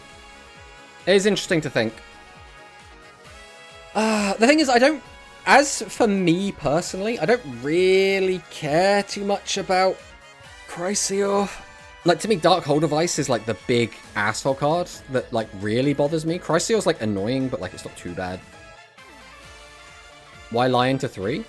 It's because we were talking about hitting something that is likely to get hit, right? So the logic was that we can't... Konami is less likely to hit something that's brand new that is a box SR or UR. So, although I would like to see Extraplorer get hit, Trelio, I think, is more likely to get hit. Klein and Line to 3, Seven's Cap to 3. Just this. It speeds up the Eternal's attack, OTK. I don't know if Klein... Do we need to hit Klein? I mean, maybe. So if we have Trelio at 3, one of two things happens, right? Or I guess one of three things. Because if it's just Trelio to 3, either people just stop playing Trelio and they keep playing like 3 copies of Secret Order, right? In which case, the number of cards going to the graveyard should theoretically be a bit lower. And that's kind of the only real change. Or you do a mix and match. You like 2 Trelio, 1... one Order, or you do like 2 Order, 1 Leo, which are, again, they're also just kind of fine. But nothing like drastically changes. I prefer Apo to 2 because I hate the deck, but I feel like you're killing the deck. You have to make some kind of limit to prevent Chaos Galaxy. Yeah, I mean, that's what we're thinking about. The issue is, I don't think Klein is important, is super important for Chaos Galaxy. Right? Like, this list isn't even on it. I don't think I was playing it in my list. It's got 1 Trelio. Like, if you think about it right now, if we did these limits, as is right now, right? Boat goes to 1, so one of these is now gone. Okay, that's whatever, right? This can stay. One of these would have to go because it'd also be limit 1. This would have to go. Trelio can stay as well because it's limit 3. This would also be limit 3. Klein isn't even in the deck, so that's not hit. Meteor Lava to 3.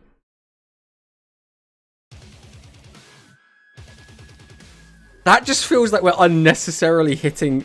The problem with Meteor Lava to 3, right? The biggest issue I have with that is we are now absolutely destroying Dark Galaxy, like, pure. Like, pure DG. Like, what does the pure Dark Galaxy list look like if they've got Dark Hold Device to 1 or Apocalypse to 2? Either or. As well as Chrysaor, Star Trancer, and Lava at 3. Who cares about Dark Galaxy? Screw that Saki deck. I mean, that's why we're trying to curve it. That's why we've got Dark Hold Device down to 1. Limit 1 Secret Order, limit 1 Dark Hold Device, limit 3 Eve and Prophet. But again, that gets back into the area of limit 3ing SRs that have just come out. Which I don't think... Well, is Eve brand new? I'm genuinely like... Old man brain is kicking in. And I'm like, when did Eve come out? Is Eve one of the new ones? I'm pretty sure Eve is one of the new ones.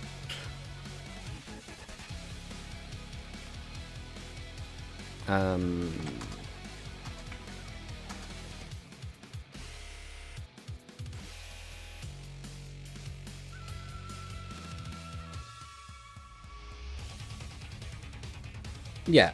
Okay. So because it's a brand new card, I think it's less likely to get hit. I think if they can avoid hitting it, they will, but they still might. They still might. I mean, if Device is at 1 and Boat Fusion at 1, you can't play both. You're not wrong. That definitely does stem that in some way. Hikari doesn't even care about DG at this point. Oh no, Hikari bros. For me, just Klein and line to 3 and change the skill to play only like Galaxy. But again, that would be great in terms of like wish list. But typically, Konami don't like to make skill changes or skill nerfs right after the skills come out, not immediately, right? So a good example of this would be Gaia. We had the GRF with Gaia, and everyone and their grandmother agreed, okay, change the skill to take the Matarians out of the deck. And they didn't do that. And the entire collective community went, what the hell are you doing, Konami? And then at the next ban list, that's when they hit it and changed the skill.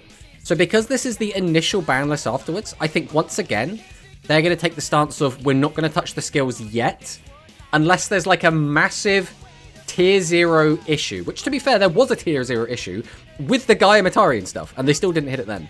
So by the same logic, I don't think they'll hit the skills yet.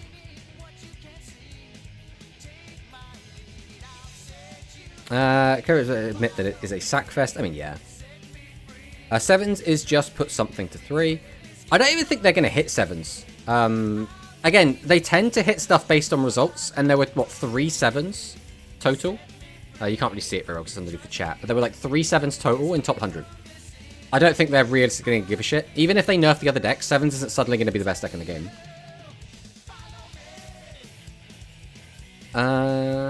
Skill changes to only play like Galaxy would be really cool. I agree. But I don't think... Like I said, I don't think it's going to happen yet, personally. Just barely hit skills at all. Yeah, exactly. She's the ultimate Suijo fan, so that stays something. Hold up. I thought that was me. You've been outdone. Real. Alright. Is there anything else that is drastically necessary that is likely to happen, realistically? I don't think they ever nerfed a new skill in Rush. It happened in Speed, but rarely. Even in general, skills barely get nerfed, right? We had HTI, we had the Noodle skill, we had the Gaia skill. Is that it for nerfs? There's been a couple of skill buffs and like reworks, but I think in actual nerfs, I think it's just the 3 over the like year that we had the game. Or over a year now. It's like saying that they should have hit Sidra for being everywhere and being annoying. I mean, kind of. Also, hello, Soromir. Welcome, welcome. I should probably say hello to everyone, because I haven't said hello to everyone yet. Hello, Luis Fernando. I don't think I said hello to you yet. Hello, How. I don't think I've said hello to you yet. Salamangrate skill got nerfed. I mean, yeah, that's speed, right? We're talking about Rush. The Dragon Fusion skill. Yes. Yes. Yes. That definitely did get enough. I was trying to think then. But yes, thank you, Sora, for saying that. I think Eve to 3. I would like Eve to 3. I'm going to put it over here, I think. Galactiara Eve. But I think if anything, it would be Fuse Eve put to 3. If anything, I think Fuse makes more sense. Because it's a rare. Again, it's lower rarity in the box, so I think it's got a higher chance of being hit. And it's, you know, you're still going to want to play some number of Fuse Eve, right?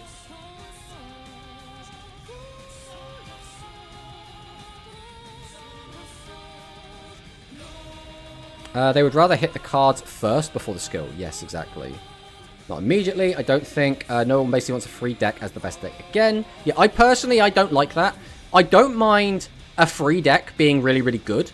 I don't mind there being a standout best deck. I hate it when the standout best deck is also free to play, because then the ladder is nothing but that for months, and it is so awful to play. Barely anything deck list against change on that side of things, but if we only nerf light and dark, sevens will be the strongest deck in the format. I don't think that's true. So first things first, the nerfs we're giving to Light and Dark Galaxy are very minor, right? They're not, these aren't killing the decks. They're not going to massively depower them.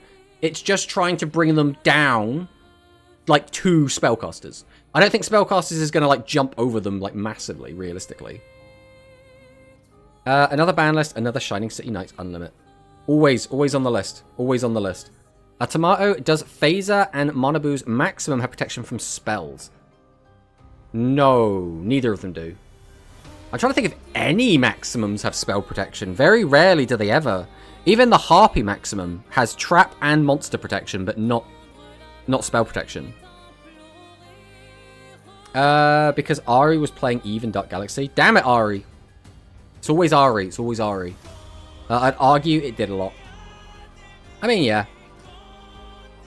I think the thing to take note of is that, first off, Speed and Rush, obviously, you can infer things from the other format and how they do things, but they are fundamentally different until we have decisions that mirror, like, both formats. It's hard to, like, derive anything from it. You can still speculate, obviously, but it's harder to set a precedent until the precedent has been set, right? Fair enough, just overall, when half of a deck is non-solid, and when the skill got nerfed, the deck lists remained the same. Overall, felt like it did nothing for the list or power scaling. I personally, by the way, I think when we had, what was it, Salad, it was Resonators. I guess it was just Salad Resonator meta, like Hero was about. What was the other, like, best decks in that format? I really liked that format. Like, I really enjoyed playing the game during that time. Why do ban lists when Tier 0 Royal Rebels will happen? Real and true. Subterra, yes. Subterra, I think, was my least favorite deck. I guess Tri Brigade was another one. Dewan knows what I'm talking about. Dewan knows.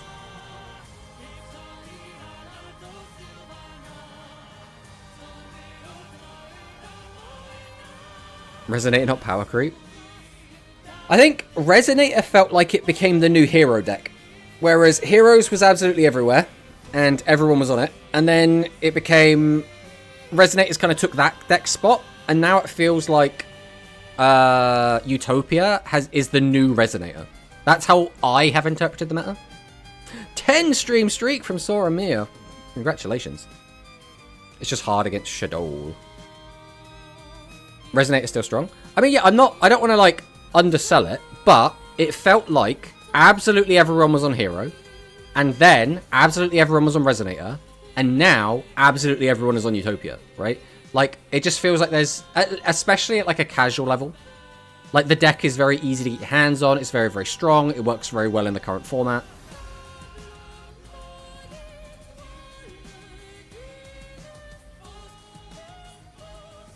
That's what happens when you give everyone a free meta deck. Well, also, when that deck is, at the very least, has a good chance of being the best deck. Even if it's not actually the best deck, if it has a fighting chance to be it, people are going to give it a go, right? 100 accurate, but still crazy they could get away with half a deck list being non-salad. I think, I kind of like this. I think, again, Shining City Knights, one of these days, is going to come off the list. One of these days. In terms of buffing the other decks, I actually think that Magical Miracle has a chance. I don't think Yami Ruler's coming off. I think Ice Pop could come off as well. I think they might look at Psychics and be like, we would like Psychic to be like the third or the fourth good deck going into Worlds. So I could see Psychic actually getting some unhits. I think it's still too early for Battle Tested. I think Konami isn't going to unhit that. Thousand Knives I would love, but I don't think it's likely.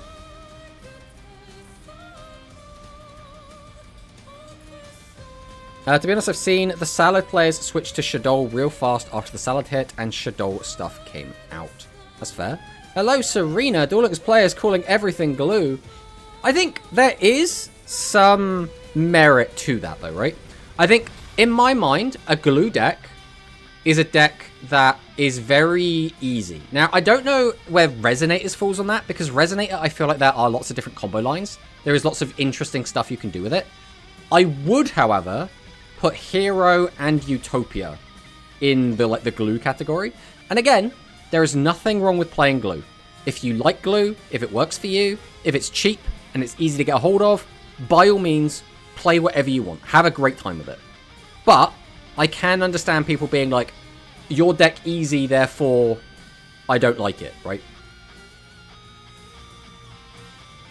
Ice Pot Bear to 4? Ooh. Calm down there. Psychic getting a buff. Konami wouldn't do that. Ice Pot Bear to 4.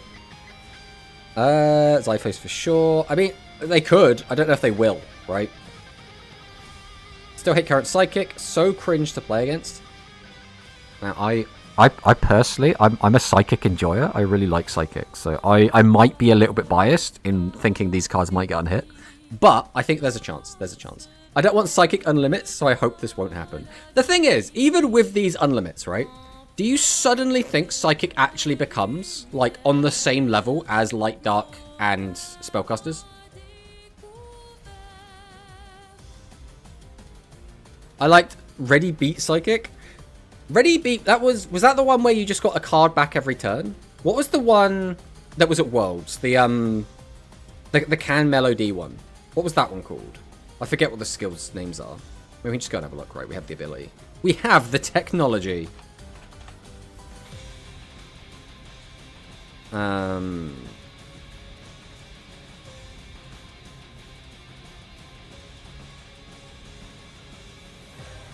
it's this one. This one. I don't like this one. I didn't like Ready Beat.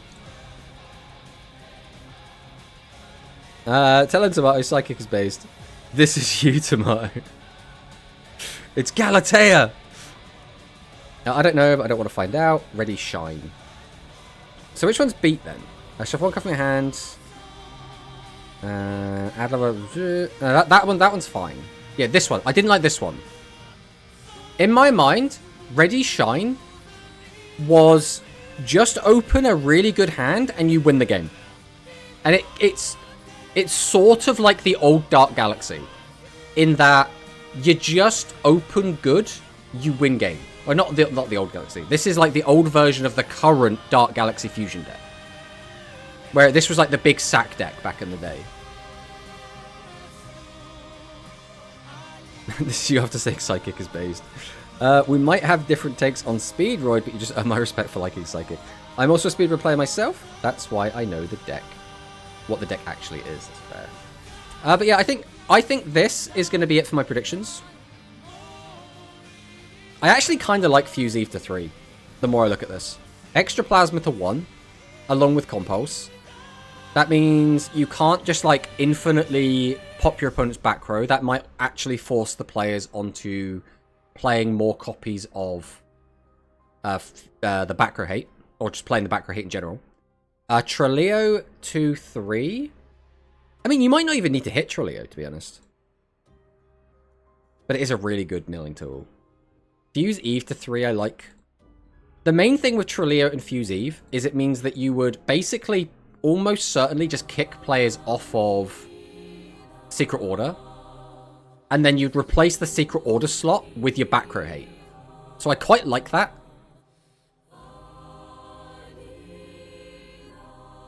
Yeah, I think this is going to be my predictions. I think I like this. I think I like this as predictions. I think my wish list, I'm also going to put Compulse to limit 1. I think that makes sense. I don't really want Plasma limit 1, if I'm honest.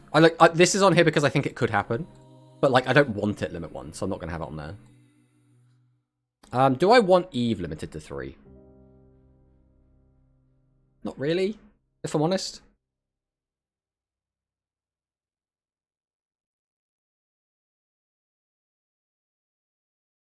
Yeah, I think this is what I would like. This is what I expect. I think that's kind of where I'm at. I think that's where I'm at. Lava ban? Just ban lava. Milling cards is too strong. Will they really hit Compulse after 1 month? I mean, they might not. They might not. But I'm trying to think. When did they hit? Was it Negate? Or was Negate at limit 1 on release? I genuinely cannot remember.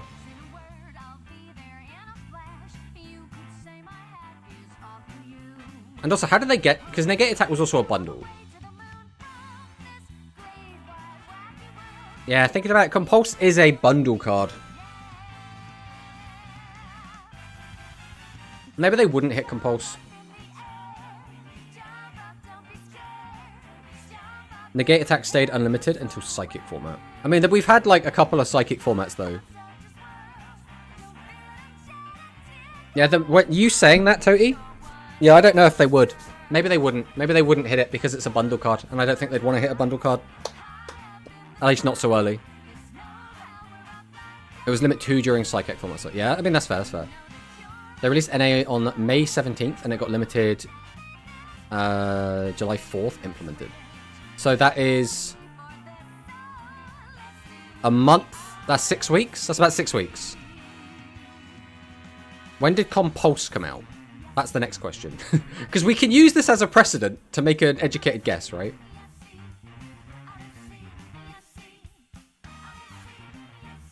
I don't know if we can find out, like, super easily. Like, if I just go over here and I type Compulse, will it say when it's released? May 9th. Okay, May 9th. So, that is literally a month ago. So, if this was... Well, I suppose it also comes down to when do they get implemented, right? Because chances are, there's a good chance we get the ban list tomorrow, right? There's a good chance of that. But it won't be implemented for a little while after that. Like, quite often, we'll get the ban list announced, and then it'll be live in like a week or 2 weeks. And if it's 2 weeks, then that's fine, right? Because that basically means it will have been 6 weeks.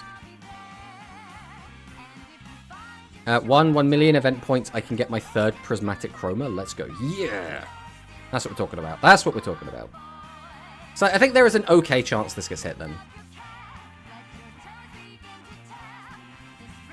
Alright. I want to quickly, because again, I am not super deep into speed, right? But I do want to talk a little bit about speed. June 21st, implemented July 4th. So that was what? About 2 weeks again? Choose my game mat? We're not even logged into the game right now. Yuamu for good luck. Alright, what I'm going to do is... I'm going to... How can I, like, set a reminder so that I can... Right, I'm going to set an alarm for tomorrow. I'm going to say Yuamu game mat to guarantee that I will set the Yuamu game mat tomorrow. TLDR, Compulse hit is possible. Yeah. And now we're having a choose my sleeves with UTS sleeves. Okay, we'll do that as well. We'll do UTS sleeves. We're going to set another alarm. It's done. Alright. So now, we can do this. And we're going to go speed. Alright, speed. We don't have the results of speed yet. So, can I override these with more gems? I mean, you can, but then it becomes a bit of a bidding war. We're going to use the Grand Prix Empire Accession 3 as our kind of barometer for how speed is doing right now. So we've got what? 14 Shadow, 7 Utopia, Speedroid, Resonator, Ancient Gear, Battling Boxes, Odd Eyes, New Bells. Realistically, out of these, what needs a hit, right? Shadow, Utopia, Speedroid.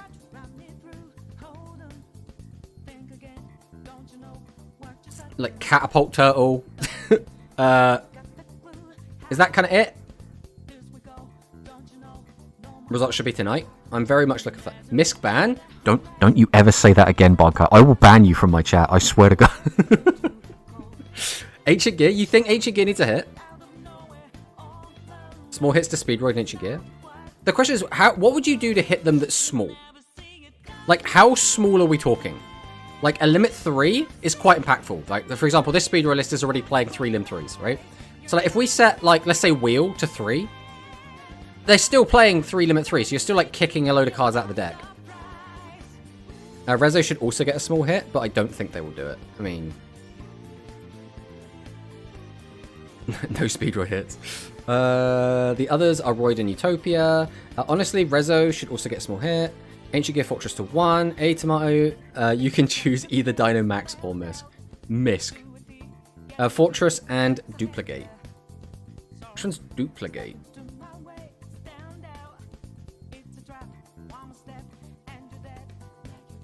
Oh, this one. Actually, I hate this trap card. I genuinely do hate this trap card. So, yes. The question is, what would you do? Would you limit 3 this card? Duplicate to 3? I am all aboard the duplicate to 3. Duplicate to 3? I am all aboard. Fortress to 2. I'm less on board with. Let's close some of this stuff so I can actually have things be a little bit more wieldy here. Before I close this, I'm just going to go ahead and put this in the chat again. If anyone wants to go and support Mila, go ahead and head over there. Obviously, his content is going to be in, like, Spanish, but you should still give him a follow anyway. You can use the auto-translate. That's how I watch his videos. He does really good videos, really high production value, better videos than mine. So go ahead and give Mila a sub. He's an absolutely lovely person. All right, I wanted to go and look at an ancient gear. Was there an ancient gear in top? I want to go straight to gears for now, while we're on the subject, the topic. Is there no ancient gear? Oh, that makes me sad. All right, we'll go top deck speed. We'll go find one. We're gonna go hunting. Top 4 meta weekly. Don't know why I couldn't see that. Maybe it was there and I was just blind. Okay, so you want Fortress to 2. Well, for this list specifically, that doesn't actually do anything. Overraptor to 3. Stop saying dinosaur cards. Bad. Bad, Bankai. I spent all week grinding Rin for that card. Don't you dare limit it. I spent so much time. No. A baby Ceratops bans. Stop child labor. No. We must always pop the baby. Odd Eyes Pendulum cringe. That must have been a long journey. We need to stop dino players abusing baby dinosaurs. No, we don't. More child labor. My Yugo was level 1 for too long. Had to max 2 characters in 2 weeks. I wanted 2k MS. Ooh. I mean, they don't need to kill the deck. I just don't even know if this does anything, right? I mean, let me go and take a look at like some other builds, right? This was first place. This was second place. Let's take a look at these. So this is only on 2, and it doesn't play any other limit 2s. So it hurts. Oh! I'm blind. The hand traps are limit 2. Although this one's only playing 1 of the limit 2 traps. No, yeah, I'm down for that. I think the hand traps are a bit bullshit. So I think limit 2 on Fortress is fine. I am all on board for that. I don't like the hand traps in Ancient Gear personally. Ah, it's an ad break. Of course it's a bloody ad break. Bloody ads. Ban Triceratops? Who is even Triceratops? 9 ads, 40 hours each. What is this? We have... So for anyone that's not currently watching ads, we have 1 minute and 30 ads every half an hour. So that means for every 30 minutes... For every... What? 28.5 minutes we're watching, we have 1.5 minutes of ads. That's it. I want to make dinos in speed. I just don't want to grind for staples. The problem... with dinosaurs and speed, really, is the fossil dig, whatever it's called, the spell card that searches. That is the annoying card to get. The rest of it's actually not that bad. First deck I ever played was dinos. The first deck I played competitively in Duel Links was dinosaurs. I can tell you that much.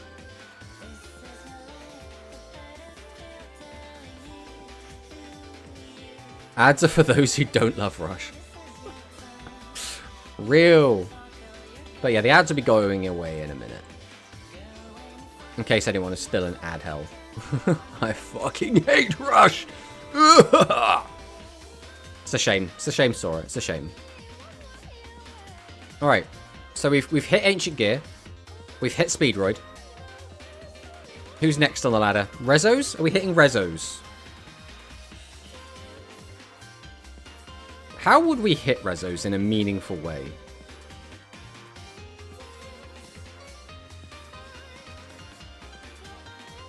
Ban all Shadow cards. Listen, we'll get to Shadow. We're looking at Rezo at the moment. I genuinely don't know how I would hit anything in this deck without absolutely murdering it. Crimson to 3? Doesn't Crimson to 3 really, really hurt, though? Like, isn't that like a massive, massive hit? You don't. Put Crimson Rezo to 3. Smile. Ban Fleur and Orcust. No one plays Orcust, and barely anyone plays Fleur anymore. What are you talking about, kid friend? Surely not the newest cards. Okay, Tomato, hear me out. We don't nerf Light Galaxy at all. But the next bundle will be Magic Cylinder. So the idea is that we say, I'm sick of dying to getting one shot, so I'm going to put Magic Cylinder in. But if the deck doesn't get Extra Plasma nerfed, people will now just play Extra Plasma and never attack unless the back row is completely gone.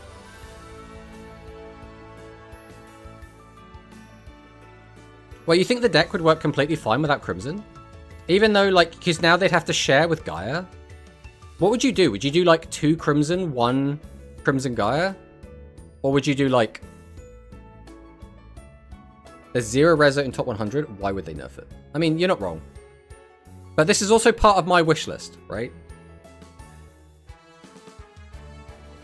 I actually don't dislike this deck. I think this deck's probably fine. I know it's annoying for some decks to deal with. As a dinosaur enjoyer, I don't really care.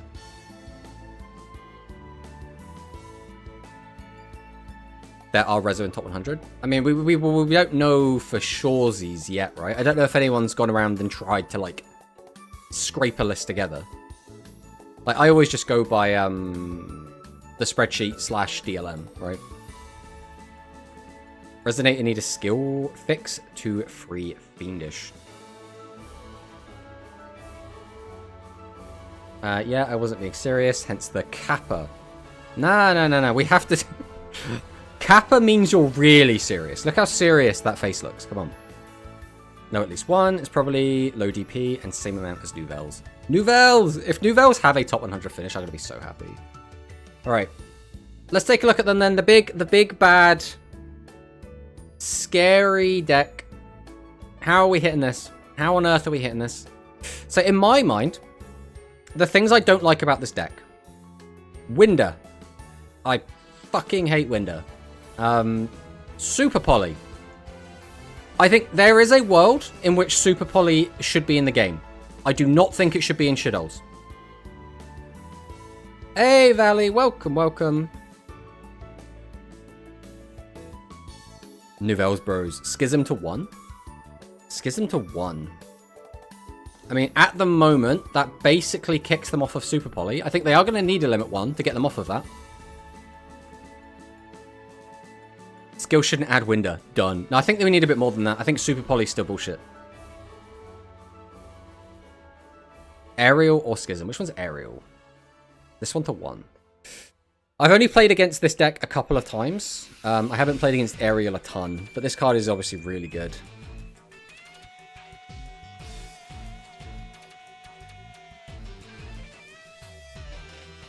Right, crazy thought. What about Aerial and Schism to 1? Is that too much? Is that too harsh?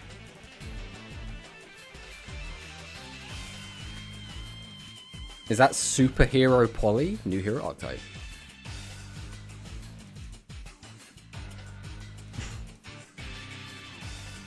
Yes, that's too much. Now, are you saying that as a Shadow enjoyer? Or are you saying that as someone that's, like, genuinely, like, that will absolutely murder the deck? It won't even be, like, tier 3 anymore. Give them the agent treatment. No one needs to be taken out the back and shot, okay? We just want to hit the deck in a way where it will remain a tiered deck, but no longer be, like, the solo dominant deck. That's what we're trying to do with this. Definitely way too much. And Speedbro enjoys, so I'm not biased. Okay. Agent treatment. Hello, Valley. Welcome, welcome. Definitely way too much. Agent treatment. Everyone's like, just take them out back. Get the shotgun. Okay, I'm quite happy to put Schism on here. I don't know if that's how we spell Schism. We're also back on the rush. This has a H in it. Schism.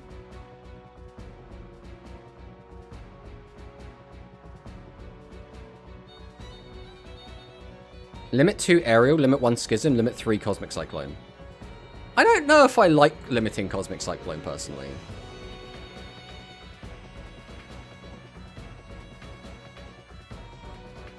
Trying to think, does anything else in here like really matter? Again, we have to take Winder out, right? So we have to like skill nerf Winder.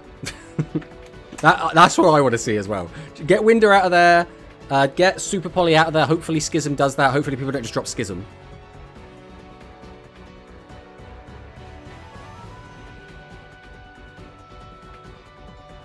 Chance, I think conflicting a card with only Super Poly is the way.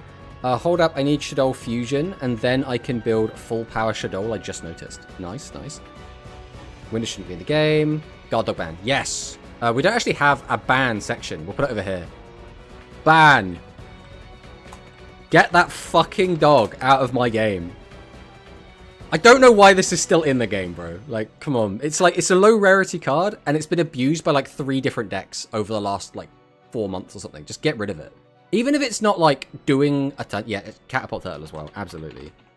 Even if it's not doing a lot and it's not, like, winning loads of tournaments, these are just unfun cards to run into. Just get rid of them. Just get rid of them. Straight up. Just not having it. Alright. I hate you, Tetsu Trudge. Tetsu Trudge is everything wrong with Yu-Gi-Oh! I mean, that's why they're having to nerf Goyo Guardian in Edison, right? It's all because of Trudge. It's all because of Trudge. Do we care about this deck? Do we care about Odd Eyes? I mean, it's not a particularly fun deck. But is it a big enough problem?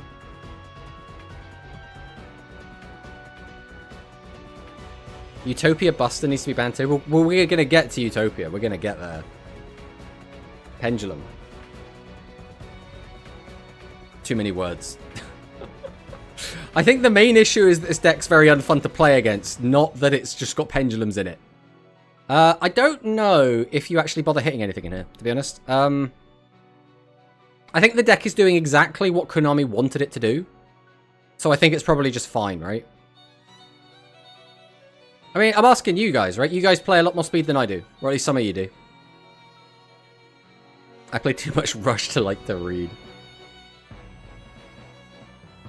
Nerf dinosaurs too? No. No. Moving on. We don't care about that. Alright. Gozu. And the Zexal. So. What do we do with you?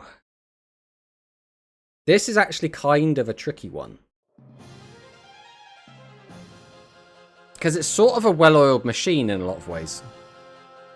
Ban Misk? No, that's very silly. We don't do that. We don't do that. Odd Eyes won't get hit. I haven't seen the deck in ladder for a while. Limit Leo, yep.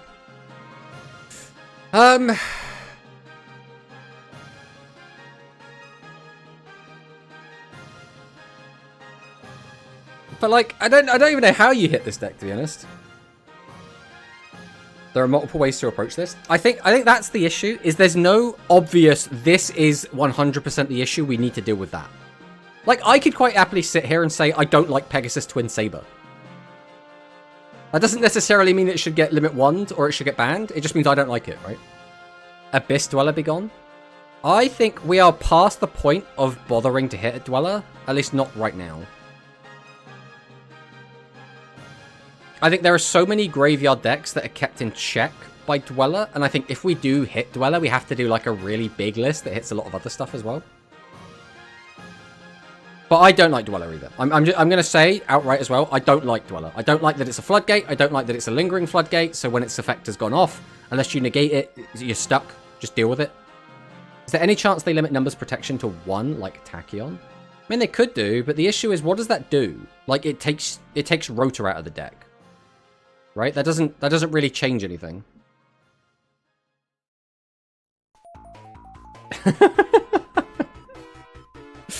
Kim Friend is very heated.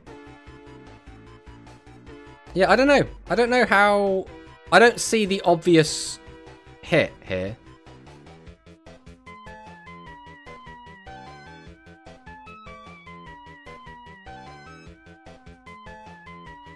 Dual element get limited to 1 until it's in the box chips card pool. That would probably make sense. Is that Quantum alt account? Definitely could be.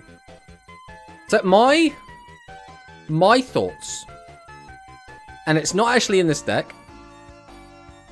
I want this, personally. Now, that might be controversial. In fact, we'll make this bigger, just so it's a little bit easier for everyone to see. I don't think it is too controversial to want Lava Golem here.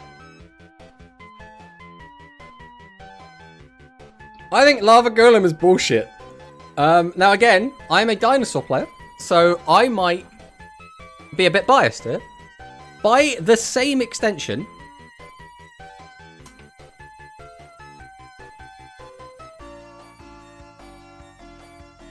I also want this hit. I understand that, Quantum, but I hate these cards. So I want them gone. Limit 1 on both. You can't play both of them in the same deck. Ra players have to just take the hit. No one's going to give a shit about Lava Golem because the only people that are playing Lava Golem are people that are abusing it to break boards, right? Tomato when opponents could beat this. It's one of those things where I don't like Lava Golem in Sphere mode because we already have Kaijus, right? Kaijus do this anyway. You don't need Sphere mode to, like, tribute an entire board away.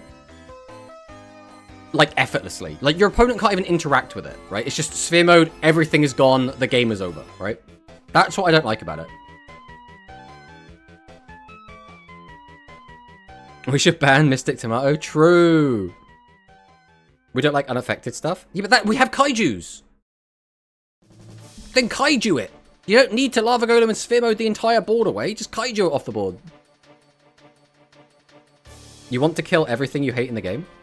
You say that, Fernando, like that isn't logical. If you don't like something, then you want it to be gone. That is how liking something works, right? Again, I'm not making an objective list. This is very subjective. This is what I want to happen. That doesn't matter to them. They can maybe put it to 3, but what does it change?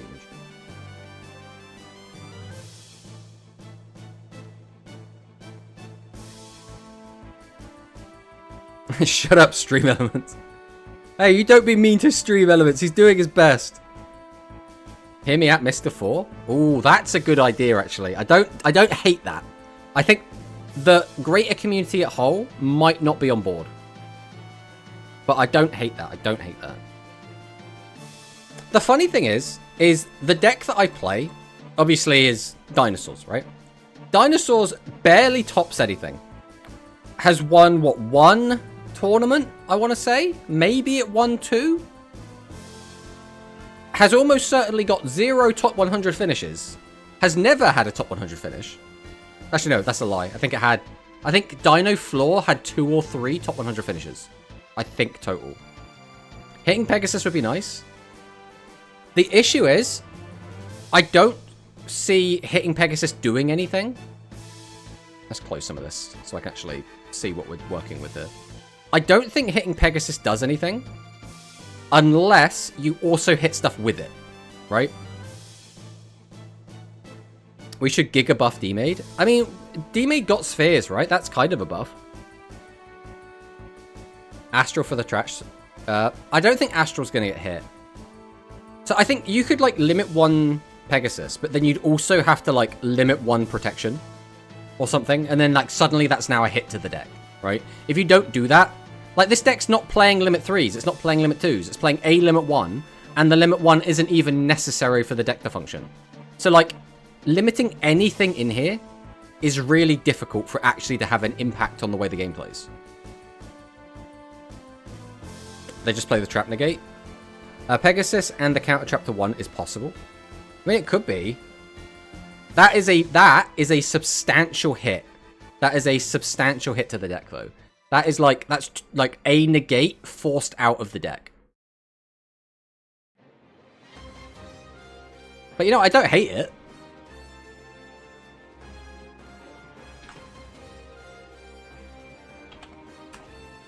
And then Pegasus. I don't hate it. I do not hate it. Other than that, they could hit the skill, but it's very likely. Yeah, I don't think they can hit the skill, especially not this early.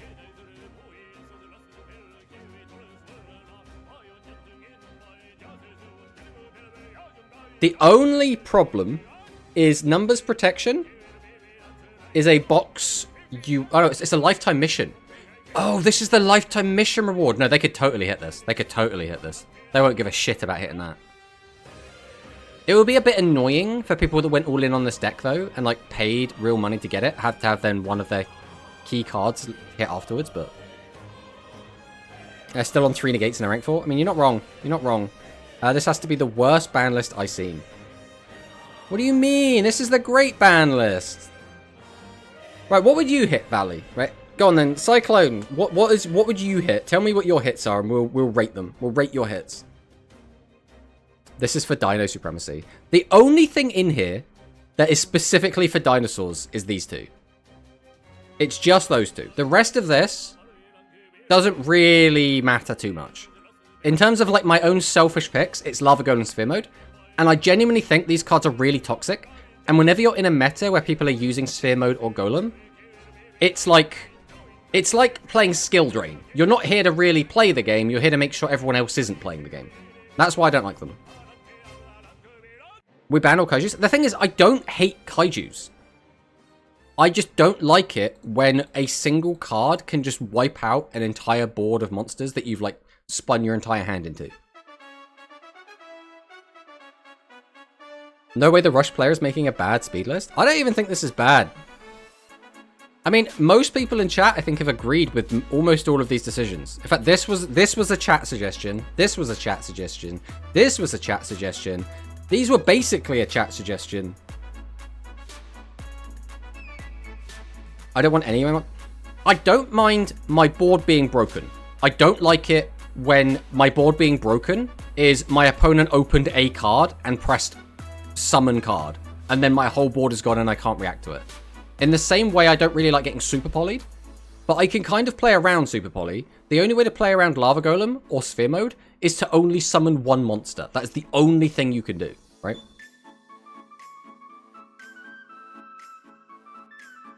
The two pure kaiju players? I think it's fine. Let the kaijus out. The kaijus are cool. Diffus is not an Omni. This is Tomato View, and he's playing dinos. This is mainly the issues he's been facing. I mean, yeah. I mean, Shadow still needs more hits than just Schism to 1, to be fair. I mean, we were up there for a while. No one else was throwing any other suggestions in. I mean, there was, what, Aerial to 2 was suggested, and Cyclone to 3. Those were the suggestions. Aerial to 2 doesn't do anything, because the deck doesn't have any other limit 2s, and most decks are only playing 2.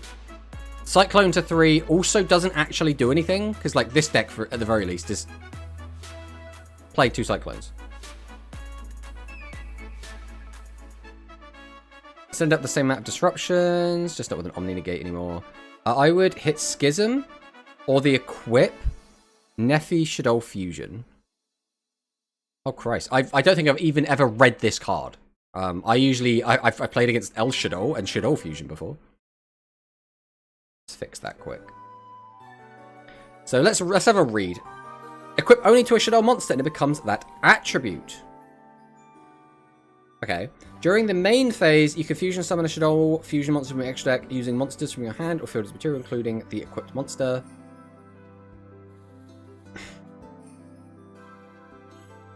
So this lets you fuse using your extra deck. No. During your main phase, you can fusion summon a Shadow using monsters from your hand or field. Why does this matter? What is the benefit of this over, like, Shadow Fusion?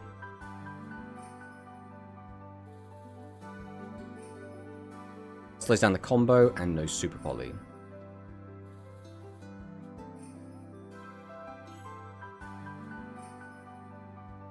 If you have no light. Oh, right. So this is literally for fixing the attribute. That's the main reason, right?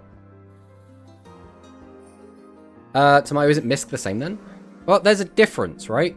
Because one, if you take Misk away from the deck, it doesn't work anymore. Like, it straight up isn't a deck. Like, taking away Misk kills dinosaurs outright, and the deck isn't even very good to begin with. On top of the fact that Misk will only protect you during the main phase. So if anything to go in the combat phase, or the battle phase, you'll be able to interact with them anyway, right? I think people who don't understand Misk have a lot more troubles, and people that actually understand it don't have that many issues with it. I think people that don't like Misk are bad players, honestly, most of the time. Like, I don't know. I mean, there are many ways you can hit them. For example, Aerial, El Shadow Fusion to 2. I mean, you could, like, in this list, that would take, what, an Aerial out the deck? To us, I think most people's issue with Shadow is Winder, not gonna lie. Yeah, I mean, it's already on there, right? We've already got... We have Winder skill nerf. And we have Schism to 1 to try and get them off of Super Poly. Combat phase. I mean, yeah, we have... We've been playing a lot of Magic the Gathering, okay? We've been playing a lot of Magic. So I'm a bad player. It's okay, Valley. It's okay to be a bad player. It's fine.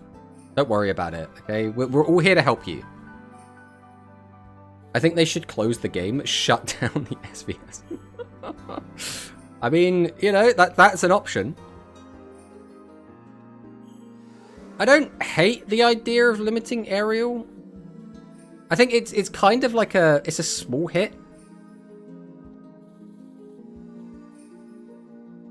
Have you ever been high rarity cards that was just released and immediately became limited? What are we talking about? Have there ever been high rarity cards that just released? Probably during like one of the emergency ban lists, but that would be it. Like, usually that's not really how this goes down, right? But that's why we're talking about hitting, like, rares and normals, right? Because they're not the high rarity ones. We fucked up. We got to go bold and release Duel Links 2. Could you imagine? And it's just Rush Duel. Crazy. Aerial to 1, so they can't use Super Poly. So we've already put Schism to 1. That's our current hit. And that's our trying to take them off of Super Poly. Speed Pros. The thing is, I don't even know what we do with... I think if you want to go back to a simpler format, again, you just, like, copy what Duel Links China does and just have, like, Classic. Which should basically be Legacy Duels. But, like... You'd have, like, a specific queue that isn't, like, tied to the Legacy thing. It's just, like, older archetypes in the way that skills used to work. And play, like, classic formats, I guess. Aerial and Wendy to 3. I don't hate that. Again, it doesn't change a ton, but Wendy is really good.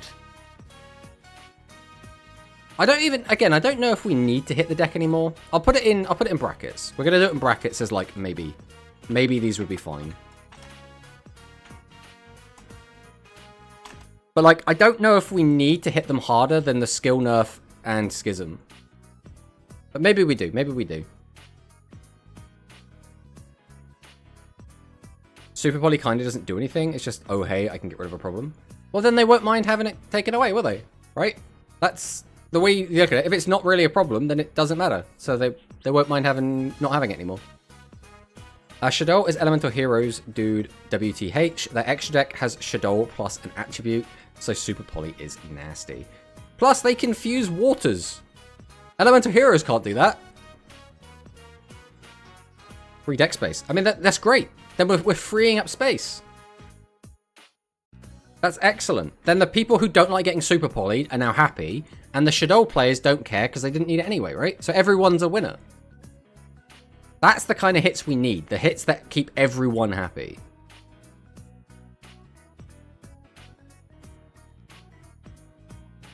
I mean, is there anything else? Is there anything else we haven't hit? Let me go back to the top quick. So we've hit Shadow, we've hit Utopia, Speedroid, we hit the Trap. Dr. Alex subscribing for 21 months. Thank you, Dr. Alex. Always do appreciate it. The _Dr. Alex just subscribed for 21 months. You're going to have to do some TTS at some point on that. Give heroes 2 Super Polys to compensate. I'm not sure that's the right answer, if we're being honest. We didn't really hit Rezo, but I don't think they need it. I don't know. I don't think they need it personally. Ancient Gear we did hit, and I think that's fine. I think the hand traps in Ancient Gear is kind of rough. I think that's kind of it. I don't think we need to hit anything else, right? We're banning Guard Dog. We're banning Catapult Turtle. I mean, you can't really see that very well anymore, but we're banning Guard Dog. We're banning Catapult Turtle. We hit Duplicate, which I hate that card. Fortress to 2 to try and get them off the hand traps. Schism to try and get them off of Super Poly. We got Winder just taking off the skill, because no one likes getting floodgated. Lava Golem in Sphere Mode, because having your board all tributed off for 0 skill, 0 interaction is not fun. Numbers Protection, and Pegasus just to try and cut down the number of negates that deck can have. I think this is fine. Ban every Speedroid player. I get the feeling, Cyclone, that you don't play Speedroid. I have a sneaking suspicion. Ancient Gear will still play 1 Fortress, 1 Battle Hand Trap, and that sounds fine. Yeah, I think having both is the issue. One, in general, I don't like Kiteroid. Like, I'm just not a fan of Kiteroid. So any way to get rid of Kiteroid, I'm all for either way. I play every deck. What do you mean? I don't know. You've only got like 90 gems. Pegasus plus number protection to 1 wouldn't change that much. It's not supposed to change that much. It's just supposed to change a little bit. That's the whole point, right? We don't need massive, ridiculous hyper nerfs. I just want to nerf them just enough. That's kind of what I'm after, right? You should give them a hit, but nothing like dreadful. I would still like to see all of the current top decks played at Worlds. I think if we nerfed any of them so much that they don't get played at Worlds, we've done too much to them, right? That's how I look at it. Actually, I have 267. I mean, then I apologize, Valley. I have misspoke. Play every deck to only cog with meta decks. Real. I mean, it removes 1 interruption, which sounds reasonable. Yeah, I think that, again, I think it sounds fine. Considering you cog with Shadow season just gone. I mean, we were watching Valley stream as well. He was playing the Shadows on stream on Sunday. Had a great time watching them then. It was fun watching the Shadow players do their Shadow things. Although there was a lot of watching Shadows, because I also watched a lot of Paris, and he was also playing a lot of Shadows. I'm not icy with 50 million accounts. Maybe that's where you've gone wrong. Maybe you need 50 million accounts. I only actively play 2 myself, but, you know, 50 million's quite a lot. Trying to do, like, all of your roaming duels on 50 million accounts, that's got to be rough.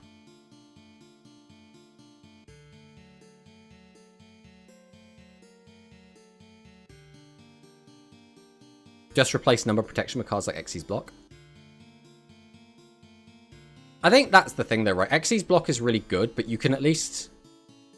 Like, negates are different from not negates, right? If it's interruption, that's one thing, but if it's a hard negate, especially Unicorn, because Unicorn is really annoying. Like, out of the 2, I think I would rather Unicorn was gone, but the issue is one of them is a... It's like what is it, an inherent effect? I don't know how to describe it. It's an effect that, like, doesn't start a chain. And the other is an Omni, right? So I think taking out one of those 2 annoying negates is fine. Getting rid of both seems like too much, right? Xyz Block has any monster effects? There we go, then.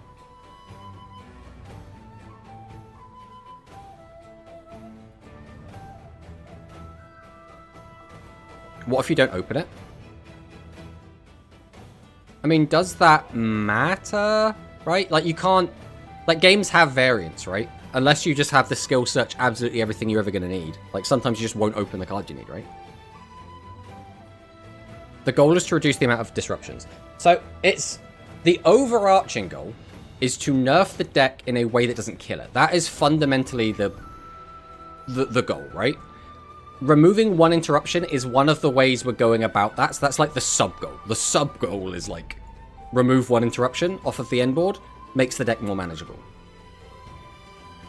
Now, we don't have to remove an entire interruption. We could just change that to a different interruption, right? A worse interruption.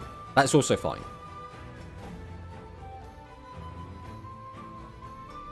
Cosmic also removes 2 interruptions, so you can play a massive number of outs that trade 1 for 2, which sounds nice. True, I will always open my text now.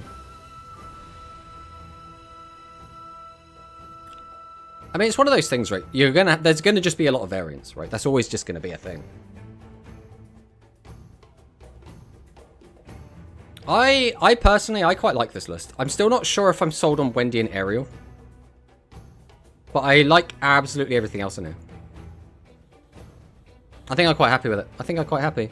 And then, obviously, going back to Rush. I think these 9... I don't think all 9 of these are going to happen, if I'm honest. I really think Dark Hole Device needs the hit. Extra Plasma getting hit, I think, is somewhat likely. I don't necessarily think we're going to see all 3 of these hits onto Light Galaxy, but I think at least 2 of them is somewhat likely.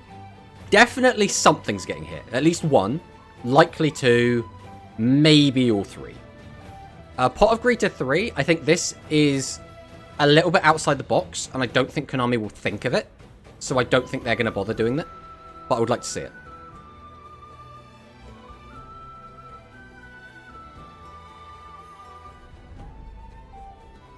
Where did you get the Gara boat? I don't understand your point. You sound like you want to auto-win versus Utopia, which sounds biased. I mean, potentially. Everyone's allowed to be biased, by the way. We can have biased opinions. That's completely fine. I got this, lol. That's me! First, hello, Zaki boys. Welcome, welcome. Tomato, we need a dinosaur emote. I have thought about doing a dinosaur emote. We haven't got one yet, but maybe we will. Maybe we will.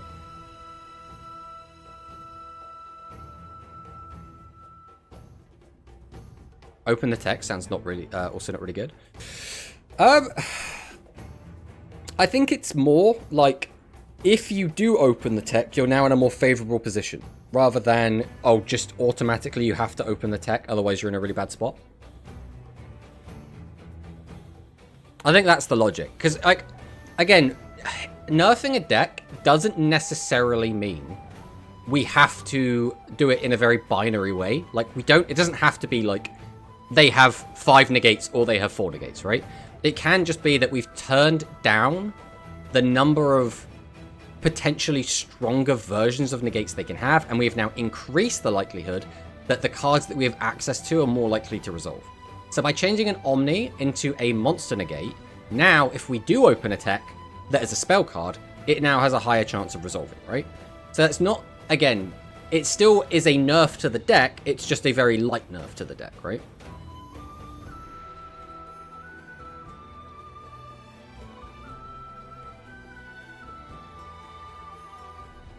You can also not beat your full board Dino without attack. Yeah, I mean, you're not wrong, right? The dinosaur end board is really, really strong. Like, if you got, but if you have Sphere Mode, if you have Lava Golem, if you have Droplet, there are so many ways to, like, stop it. Or just, like, break it, like, basically effortlessly. And, like, also Dino is, like, super susceptible to hand traps. Which I guess, like, a lot of other decks still are, but, like, to, like, different levels of degree, right? Like, some decks are going to get really, really hurt by, like, DD Crow, whereas others are not going to really care as much.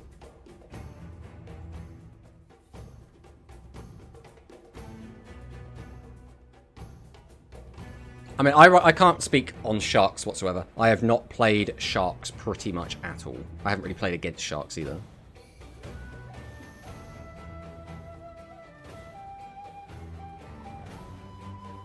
Did you count the Kaiser as 3? I assume Sharks end on Kaiser at the moment then. We're going to take a quick peek. Let's go and have a look. Because again, Sharks as a deck I have next to 0 experience with. And apparently it's not been winning anything.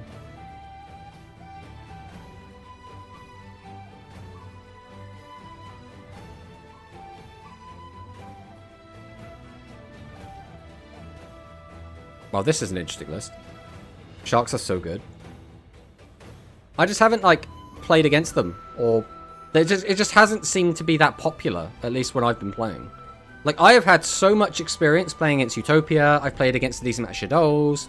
We've played against I mean, looking back at this list, what have we played against? We played against Shadow, Utopia, Speedroid, Resonator a ton. Not much Ancient Gear. I've played against more Battling Boxes than I have Ancient Gears. And I have played against Odd Eyes, and we have played against Nouvelle. I think everything on it except for... Well, I guess it's all... Like, Ancient Gear is probably the rarest on here. And then, like, I have just never played against a Shark player. So that's the wrong Shark? What other Shark is there? Oh, there's literally 2 different names. Okay. Chaos Purifying Waterfall. Okay, this one.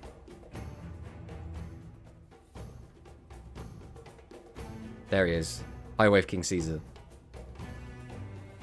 This is Old Sharks. Why is Old Sharks topping in... Well, I suppose it's not really topping. Sharks can't compete with Utopia or Shadows at all. If they are less powerful, then they might see more play. Hey, dear Lima. Welcome, welcome. I mean, yeah, unfortunately, just looking at this doesn't give me, like, a good indicator of what the deck actually does, but I'm guessing you can end on, like, Utopia Ray, Caesar, something else. This almost just looks like, obviously, because it's got Leo, it's got, like, Utopia double. This kind of looks like Utopia, like, light, I guess. I've seen the new Sharks in Stage 2. Nice. Also, hello, Shui. Welcome, welcome. They can beat Utopia and Shadow. Why they're not played? Just Utopia isn't a good matchup. That doesn't mean they can't beat it. I mean, yeah, for the most part, any deck can beat... Well, maybe not any. But it depends how the matchups are, right? If it's like 30-70, you're not usually going to play the 30, right? There was one Sharp in top 100, I think. Well, we'll find out, like, tomorrow, right? I think it'll be tomorrow, we'll find out. But I am interested to see. Because, again, it's a deck that I just have, like, no experience with. So I don't really have an opinion, to be honest.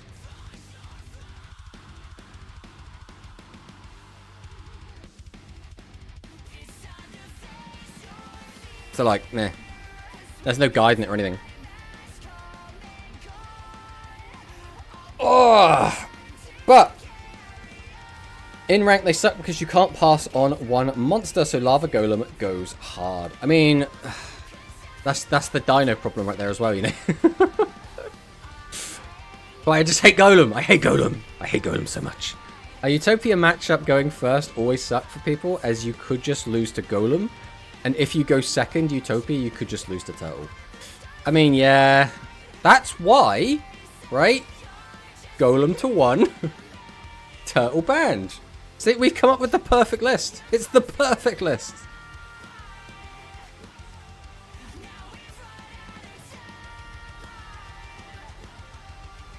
There's nothing better. This is, you know,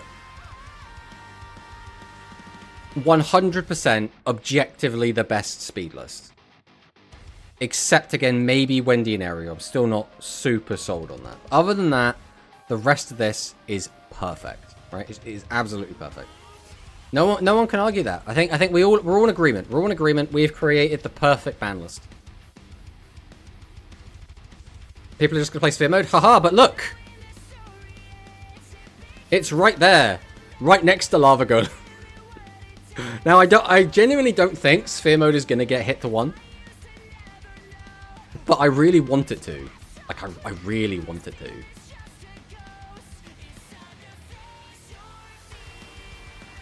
But it is what it is. It is what it is. Either way, I think we are going to be ending it here. We've kind of finished the discussion. We finished our speed list. We finished our rush lists. Both our wish list and our prediction. We even showed off all of our fancy Final Fantasy cards. Look, it's our Vivi. Who loves Vivi? So we did our absolute everything today. We were going to do some FGF, but we didn't have enough time, unfortunately. But we did that. And we've had a good stream. I've enjoyed chatting to y'all. We've had a good discussion. We've had some good back and forth on some changes that we'd like to see going forward. We've had some really good suggestions. I think Quantum probably came up with the best rush suggestions, which does make sense. You know, bro is the world champion, right? He is the world champion. Riddick is no good. That's dude versus Shadow, though. We should ban Madolchi Pudding, says. Why? Why, Soramir? Why are you saying that? For what reason do you want to ban a Madolche card? Most likely hit Lava and not Sphere because Ra players. Yeah, but on the counterpoint, right? Screw the Ra players. Now, that might not be popular if anyone in chat plays Ra, but Sphere mode is toxic and I don't like it. Wish not gonna lie, they get the skill ready, and that's for the 2-deck format. 2 Shadow is better than everything. Alright, but like we say, that is going to be the end of the stream. We will be back again on Thursday, where we will probably be, like, reacting to ban list. I mean, we'll probably do assuming a ban list comes out tomorrow, which there's no guarantee, but usually it is the Wednesday. Assuming there is a ban list, we will do a video for that tomorrow. On Thursday, we'll be kind of talking about that, I guess, seeing about how wrong we were. That's always pretty fun. And then after that, I'm not really sure. We're doing something. Either we're playing Duel Links or we'll be doing something else a little bit funky. But thank you all. Sphere is a main box UR, so it won't get limited to 1. But it's been out for ages now. There is a chance. There's always a chance. There's always a chance. But thank you all so much for watching, and I'll see you next time. Goodbye!